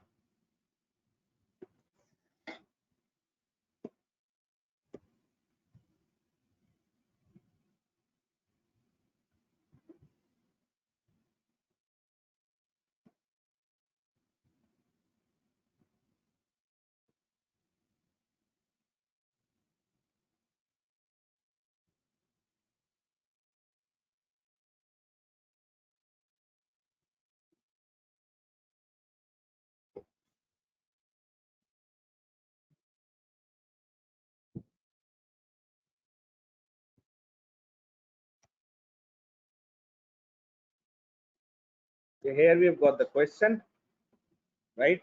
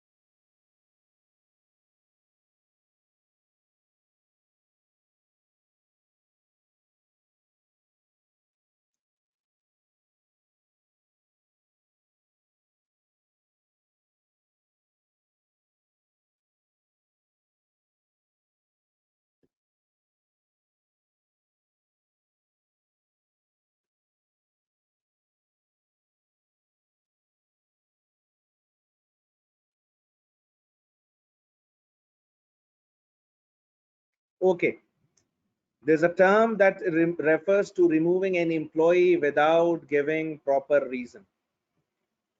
And the term actually protects the job of an employee, and that term is unfair dismissal, because it is the obligation of the employer to give a proper reason for any employee before removing it. So A, B, and D are wrong. C is the correct answer, unfair dismissal. There's a question by a student: what is seasonal layoff?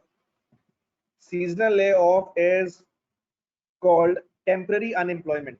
It happens because of some temporary reasons. For example, in northern areas where there's so much snowfall, what happens? The restaurants and the hotels get shut down for 1 month or 2 months. They lay off. Layoff means temporary unemploy their employees for some time and ask them to come back after 1 month or 2 months. Such layoff is called seasonal layoff. Seasonal layoff means a situation where employer dismisses employee for temporary period. Is this clear to everyone? The correct answer is unfair dismissal.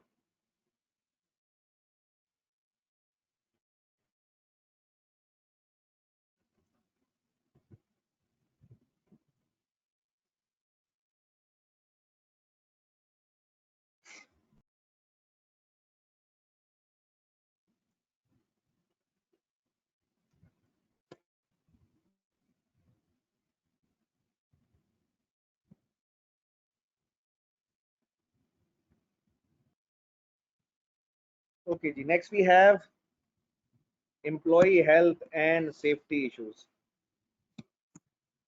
One is there's very important point is employee health and safety issues, because it is the responsibility for the of the employer to give employee a healthy work environment, to save them from work hazards,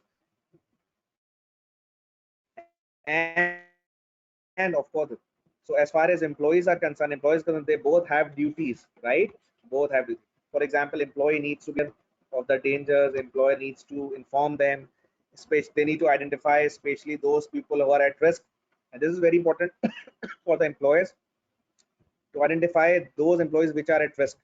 It could be a toxic material. It could be for example, there could be a problem. There could be a problem with the machinery. There could be a problem with weight handling, right?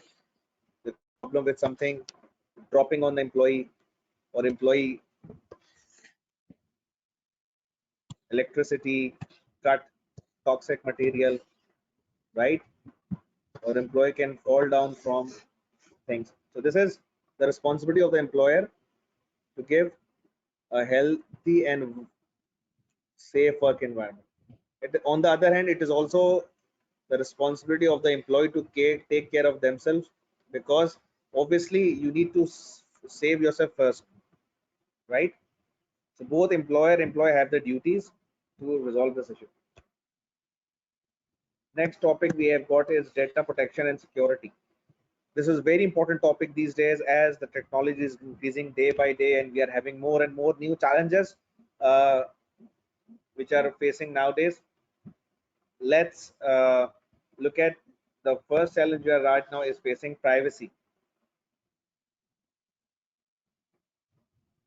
What is privacy?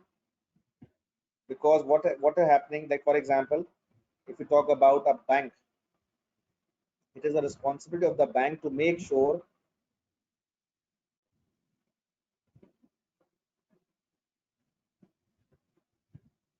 it is the responsibility of the bank to make sure that the data of the people, if, like for example, if you talk about uh,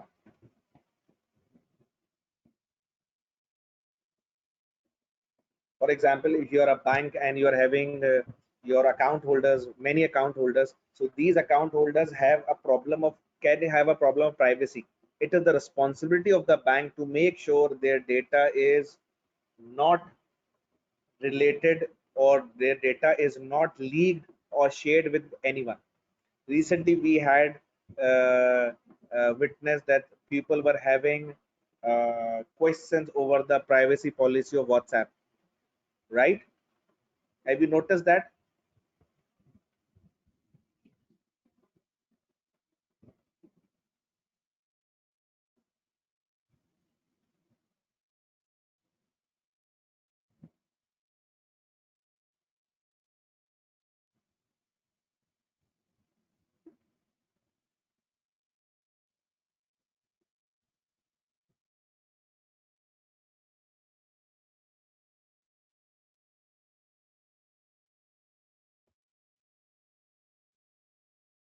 Okay, so because of that privacy issue, there were so many people reluctant to use that software, that app, and you might have listened about.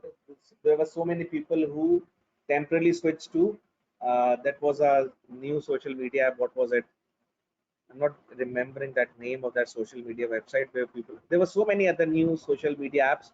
People Signal, I think that was Signal. So there were so many people who were switching towards Signal because of the privacy issues and Telegram as well. Yes, thank you, Hassan, for reminding the Telegram as well. So, but now I think I've not used the Telegram and Signal. I think the people have came back to WhatsApp, that initial platform. Second area is technological growth and privacy issues. As we know that technology is increasing day by day, there are new technological and privacy issues because whenever you comment on any Facebook page or Instagram story, there's so many issues. So the point is the privacy, your passwords, your personal information. So it is a responsibility of the organization to make sure the personal data of the employee, of employee, of customers and all stakeholders should not be shared without their consent, right? uh, I give you another example. Whenever you call any call center, they used to have this line: for quality assurance purpose this call will be recorded. Why? Because they know that someone is calling to them and recording audio of them can have a problem with the call center. So they are informing you before recording so that no one can object afterwards. Is this clear to everyone? You might have listened that audio from call centers: for quality assurance purpose this call will be recorded.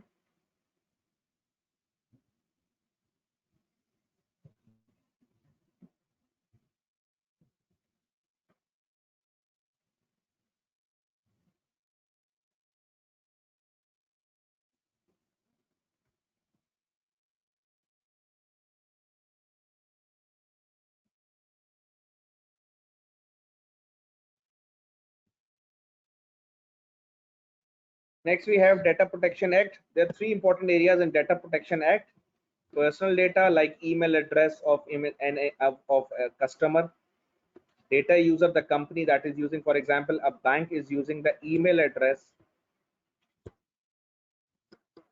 So bank is the data user, email is the personal data, and customer is the data subject. So we can say that data users should not use personal data without the consent of data subject. A bank should not spread and use the email of customer without their consent. Is this clear to everyone?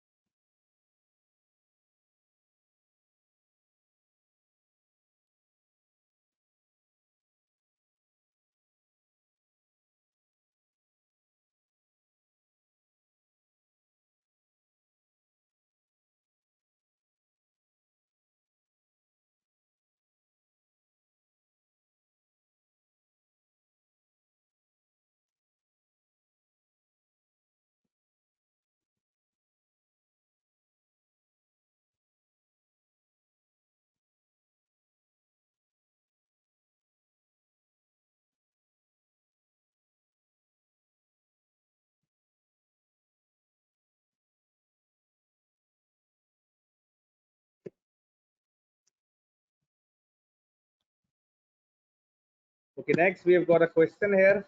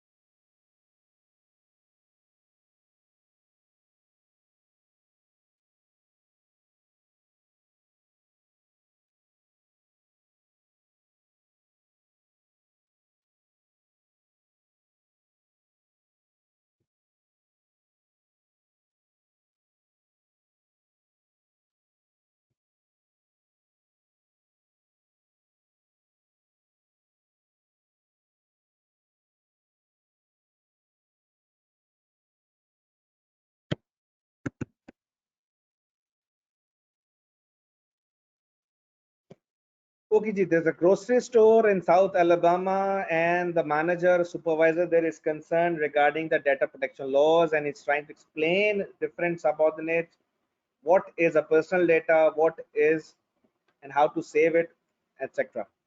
And he has given him three options, and out of three options, they need to identify what is a personal data, right? Okay, option number one, details of absence of employee. This is a personal data because the details why he was absent at the work, there was a problem with her wife or son, or there was some personal hygiene problem or anything which has problem. So this is something which belongs to personal data, and it should not be shared with anyone without the consent of the person. So this is a correct option number one, A. And then there's an education record of the employee, from which school he passed out, what were his marks, and all that stuff. This is a personal data. As far as payment history is concerned, this is not a personal data. Payment history, when you paid, the amount was 25,000. This is not a personal data. This is official data related to organization. Is this clear to everyone?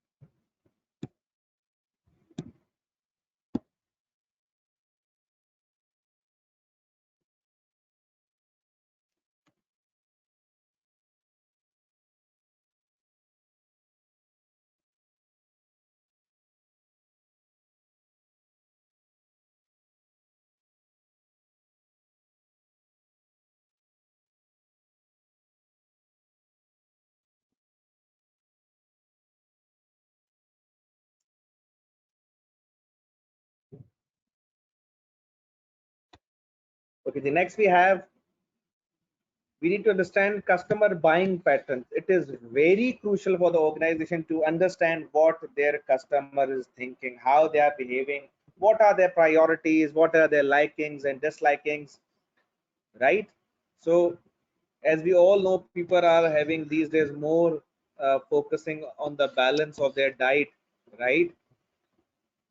So these are things which we need to understand. They have the buying pattern. 10 years back, the buying pattern of customers were entirely different. Right now, customers are more focused, more, what you can say, concerned over the calories, over the nutritional value of the products, of the food which they are consuming. So this is very important for the organization to look on this matters. On the other hand, we have got health and diet issues. As the time is changing, we are having more and more health and diet issues because it is because of the lifestyle we have adopted. We are walking less, we are eating more mayonnaise and other stuff. We have added these. We all know that there's a term used for fast food that is called junk food. So we are consuming more junk food these days, and because of the problems of that pattern of that wrong eating pattern, we are having more health and diet issues. So these days customers are looking for low calorie product, low calorie soda, zero calorie soda, Pepsi diet, diet foods, diet soda drinks, sugar free products. And organization has to focus this because there is a segmentation. There's a big segment of the customers who are looking for low calorie products. You might have seen that nowadays organizations are mentioning calories on every product, even on the fries, even on everything, because customer wants to know it. Because now we are, because of our wrong lifestyle, we are not having so much exercise these days. Most of the people, like, if we go back 20 years back or 10 years back, we can see there were so many kids playing, right? Cricket, football, or others. These days, all our concerns are having, they are involved in video games and mobile phones and mobile games. So there is, because of that, there's a low tendency of exercise going on.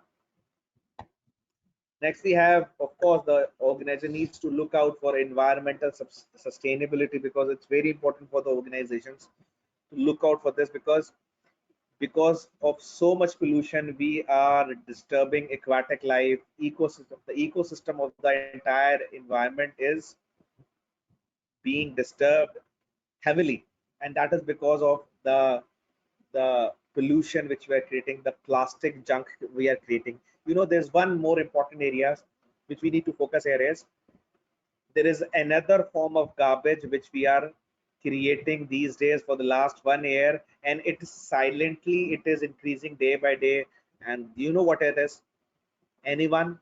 There's a new kind of garbage we are creating for the last 1 year, since January 2020, around January 2020. Can anyone guess what is that garbage? Yes, the first answer given to me by Hassan Afzal, and the right answer is mask. Yes, we are using so much surgical mask. We are using it on daily basis and throwing it and using it and throwing it. It is very difficult for the governments to handle this, because now the scientists are claiming to use reusable masks, right? Okay, if you don't have reusable masks, you can go for the surgical or disposable masks. But the amount of disposable masks which we are using daily is millions of people are using it. Can you imagine? Millions of masks are becoming trash on daily basis, and all those masks will go to the they will disturb the aquatic life. It will create garbage and nothing. So it is recommended to use reusable mask to reduce the pollution. Another example is could be that recently, a few months back, Milo has introduced paper straws. What happens when you use plastic straws? There was research in which it was mentioned that we uses of mask every year, millions of masks, sorry, millions of straws, and these plastic straws eventually become the garbage. And you know that the plastic does not decompose in few years. That takes around 100 years to decompose the plastic. So in order to stop this plastic pollution, the Milo, the Nestle have taken the step to introduce paper straws. Have you used those paper straws? They are environment friendly as well.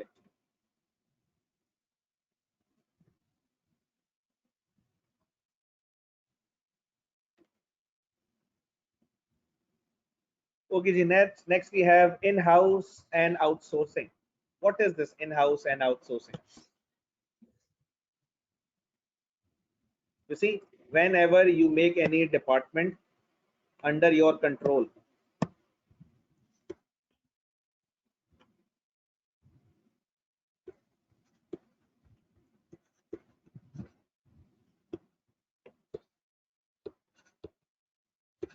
so when there's a department which is under the control of the organization, that's called in-house. And when you give control, let me write this.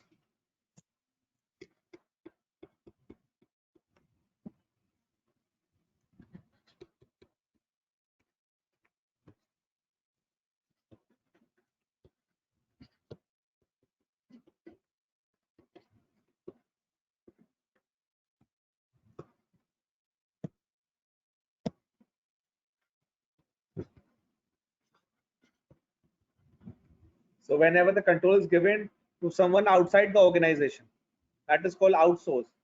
So for example, there's a hospital and they don't want to focus on canteen. They don't want to put up their efforts on canteen. So what they do, they take the control of OPD, OT, operation theater, and other departments in their own hands and give the control of the canteen to someone else. This transfer of control to someone else outside the hospital to control that department is called outsourcing. Is it understandable to you? Why do we do outsourcing? Reason number one is to focus on important departments. So those departments which are not crucial to the organization, they are usually outsourced.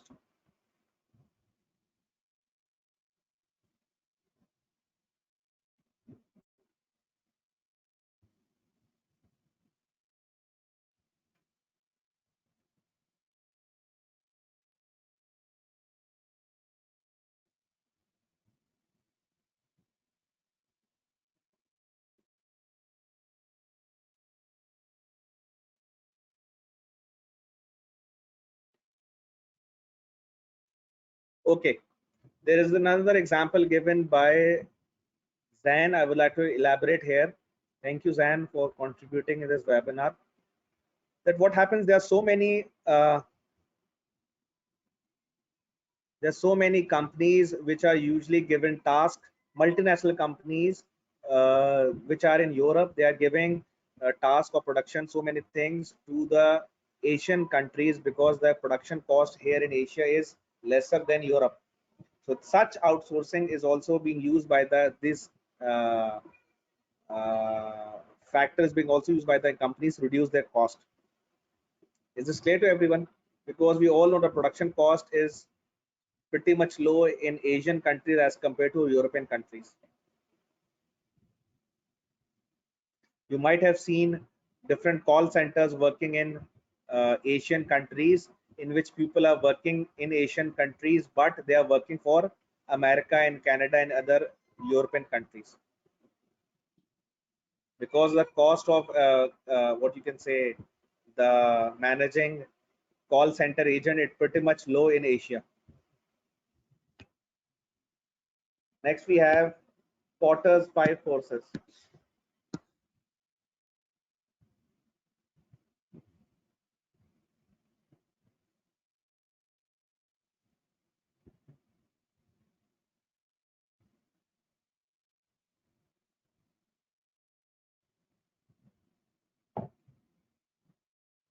You see what Potters have described here, that every organization faces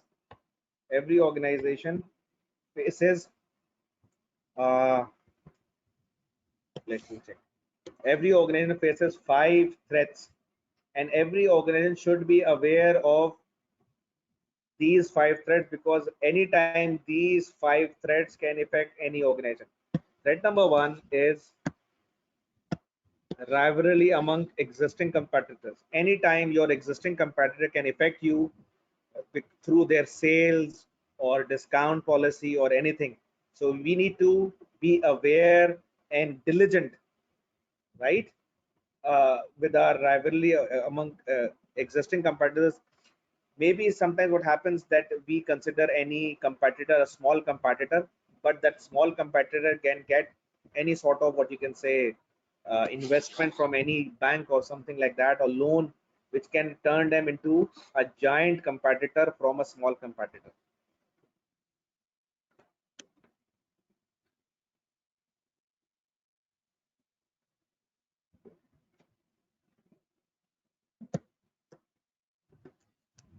Threat of new entrants.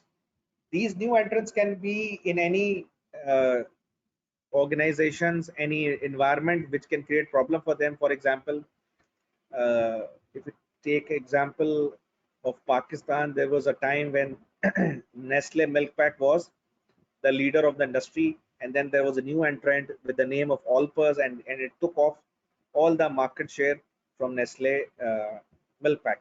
So this is how a new entrant can affect the old and experienced organization.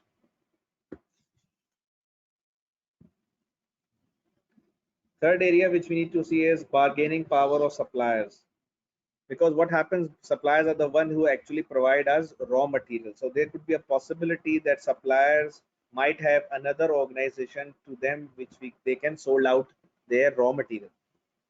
So what happens, if you are the biggest buyer of that supplier, you'll enjoy the monopoly, something like monopoly. But if you're not the biggest one, that supplier can leave you and can switch to any other organization for supplying that raw material. So this is another threat. The fourth threat is bargaining power of buyers. Usually what happens when buyers go to any shop, they look for the substitutes. For example, if someone is using a Sunsilk shampoo and Sunsilk shampoo increases their price, then the buyer can think of switching to another shampoo with the reasonable or lesser price. So it is very important for the Sunsilk or other products to make sure that they do not have strong enough substitute competitor, so the customers won't have so much choice. And the fifth point here is threat of substitute products. What is threat of substitute products? Usually what happens, that when people have options of substitute, for example, there were so many people using generators and the producer of generators were having great sale. After some time, there was an option of UPS, uninterrupted power supply, and many of the customers switched from generators to UPS because of its alternative option. So what happens when a customer finds a substitute product, they switch to that substitute product. Is this clear to everyone? So these are the 5 threats identified by Potter. As a business, we need to be aware of them and look for them as well.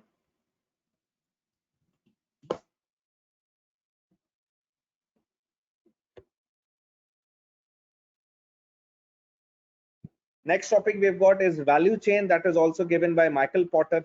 And Michael Porter believes that if any business wants to increase the value of their organization, they need to focus on its primary and secondary activities. If you want to increase the value of your organization, you need to focus on your primary activities and secondary support activities. Support activities are also called secondary activities. So primary and secondary activities. If we talk about primary activities,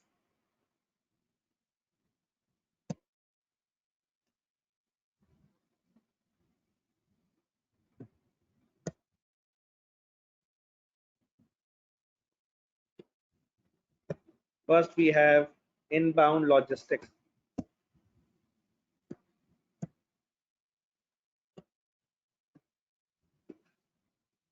Inbound logistics. What is inbound logistics? Inbound logistics means the transportation of raw material inside the organization. It is very crucial for the organization to purchase correct raw material. For example, if you are a pharmaceutical company, it is very crucial for you to purchase correct chemicals. Second thing is operations. It is very important for the organization to look out for the operations, because what happens, what is operations? Converting raw material into finished goods. So whenever you're doing operations, you need to focus the quality of the operations, the hygiene level which is required in the operations. Let's take the example of a pharmaceutical company. It is very crucial for them to make sure that the entire system is trouble-free, hygiene, right? Third one is outbound logistics. What is outbound logistics? Outbound logistics means the organization has a very important point of successfully and securely sending finished goods to market. It is very important for the organization to develop such outbound system in which products can be transported to market securely and safely. Next area we have got is marketing and sales. That is the projection of the products to customer, and that is very important to project, market your product successfully and highlighting it to the customers. And of course, after sales service is very important as well.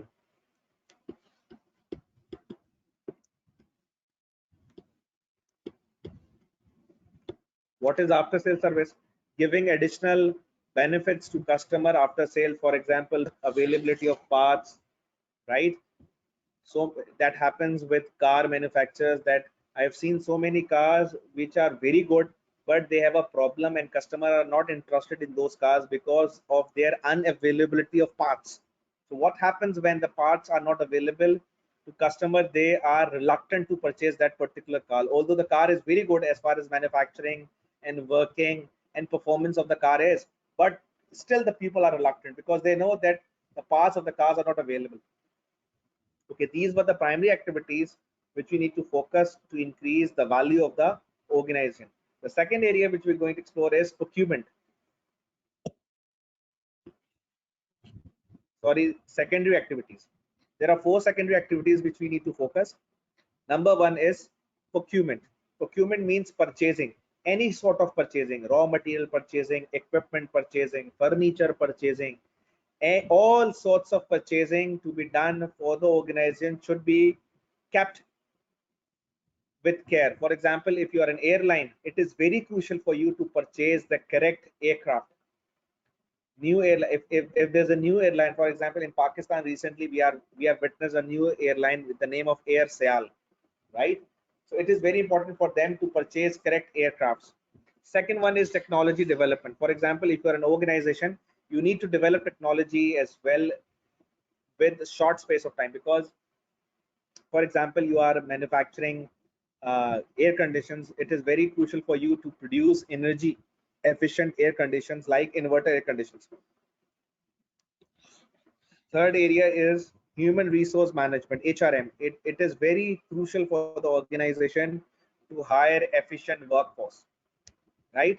It is very important, because what happens when, even if you have the best technology, even you have the best raw material, if your workforce, if your employees are not capable to handle this, there's no point. For example, you are a hospital and you have purchased the most advanced x-ray machine, but the person who is going to use that x-ray machine is not certified, is not qualified, that advanced x-ray machine is of no use. For example, there is the person who handles that is called technician, or the person who handles it as radiologist. So your radiologist, your technicians should be capable, certified, experienced. Not just advanced technology is enough, your people should be trained enough as well, right? And the fourth one is firm's infrastructure. What is firm's infrastructure? It is an additional facility to support any primary activity. I repeat my words. By the word firm infrastructure, we mean additional facilities to support any primary activity. For example, you have got an operations department in which you are manufacturing, processing food. In that area, you have placed a germ killer which makes sure that germs are killed and the environment is hygiene. That germ killer technology and setup is the part of that firm's infrastructure, because that helps you out in operations. Did you get this point? Firm's infrastructure.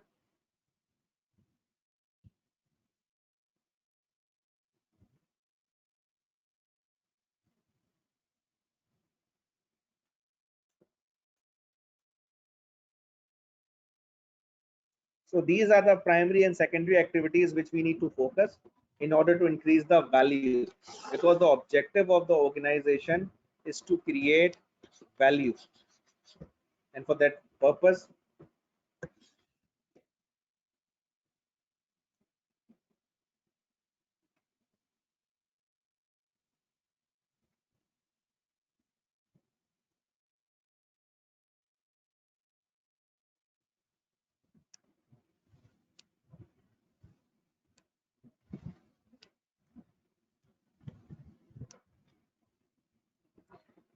Okay, Ji, thank you very much. This is the end of today's day one. I hope you've enjoyed. There's some feedback from students. They say that thank you very much. Lecture was very helpful. If you don't mind, if you can add your number at the end so we can. Okay, I'm writing my number here. You just WhatsApp me by the end of today. I'll make a new WhatsApp group for this particular subject and I'll add you in this WhatsApp group.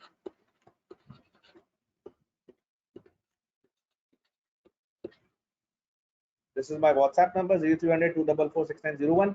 You can message me. When I'll make the WhatsApp group, I'll add you in this, and I'll also share those this PDF file with you. I noted. Thank you very much. Any questions? Then we can sign off.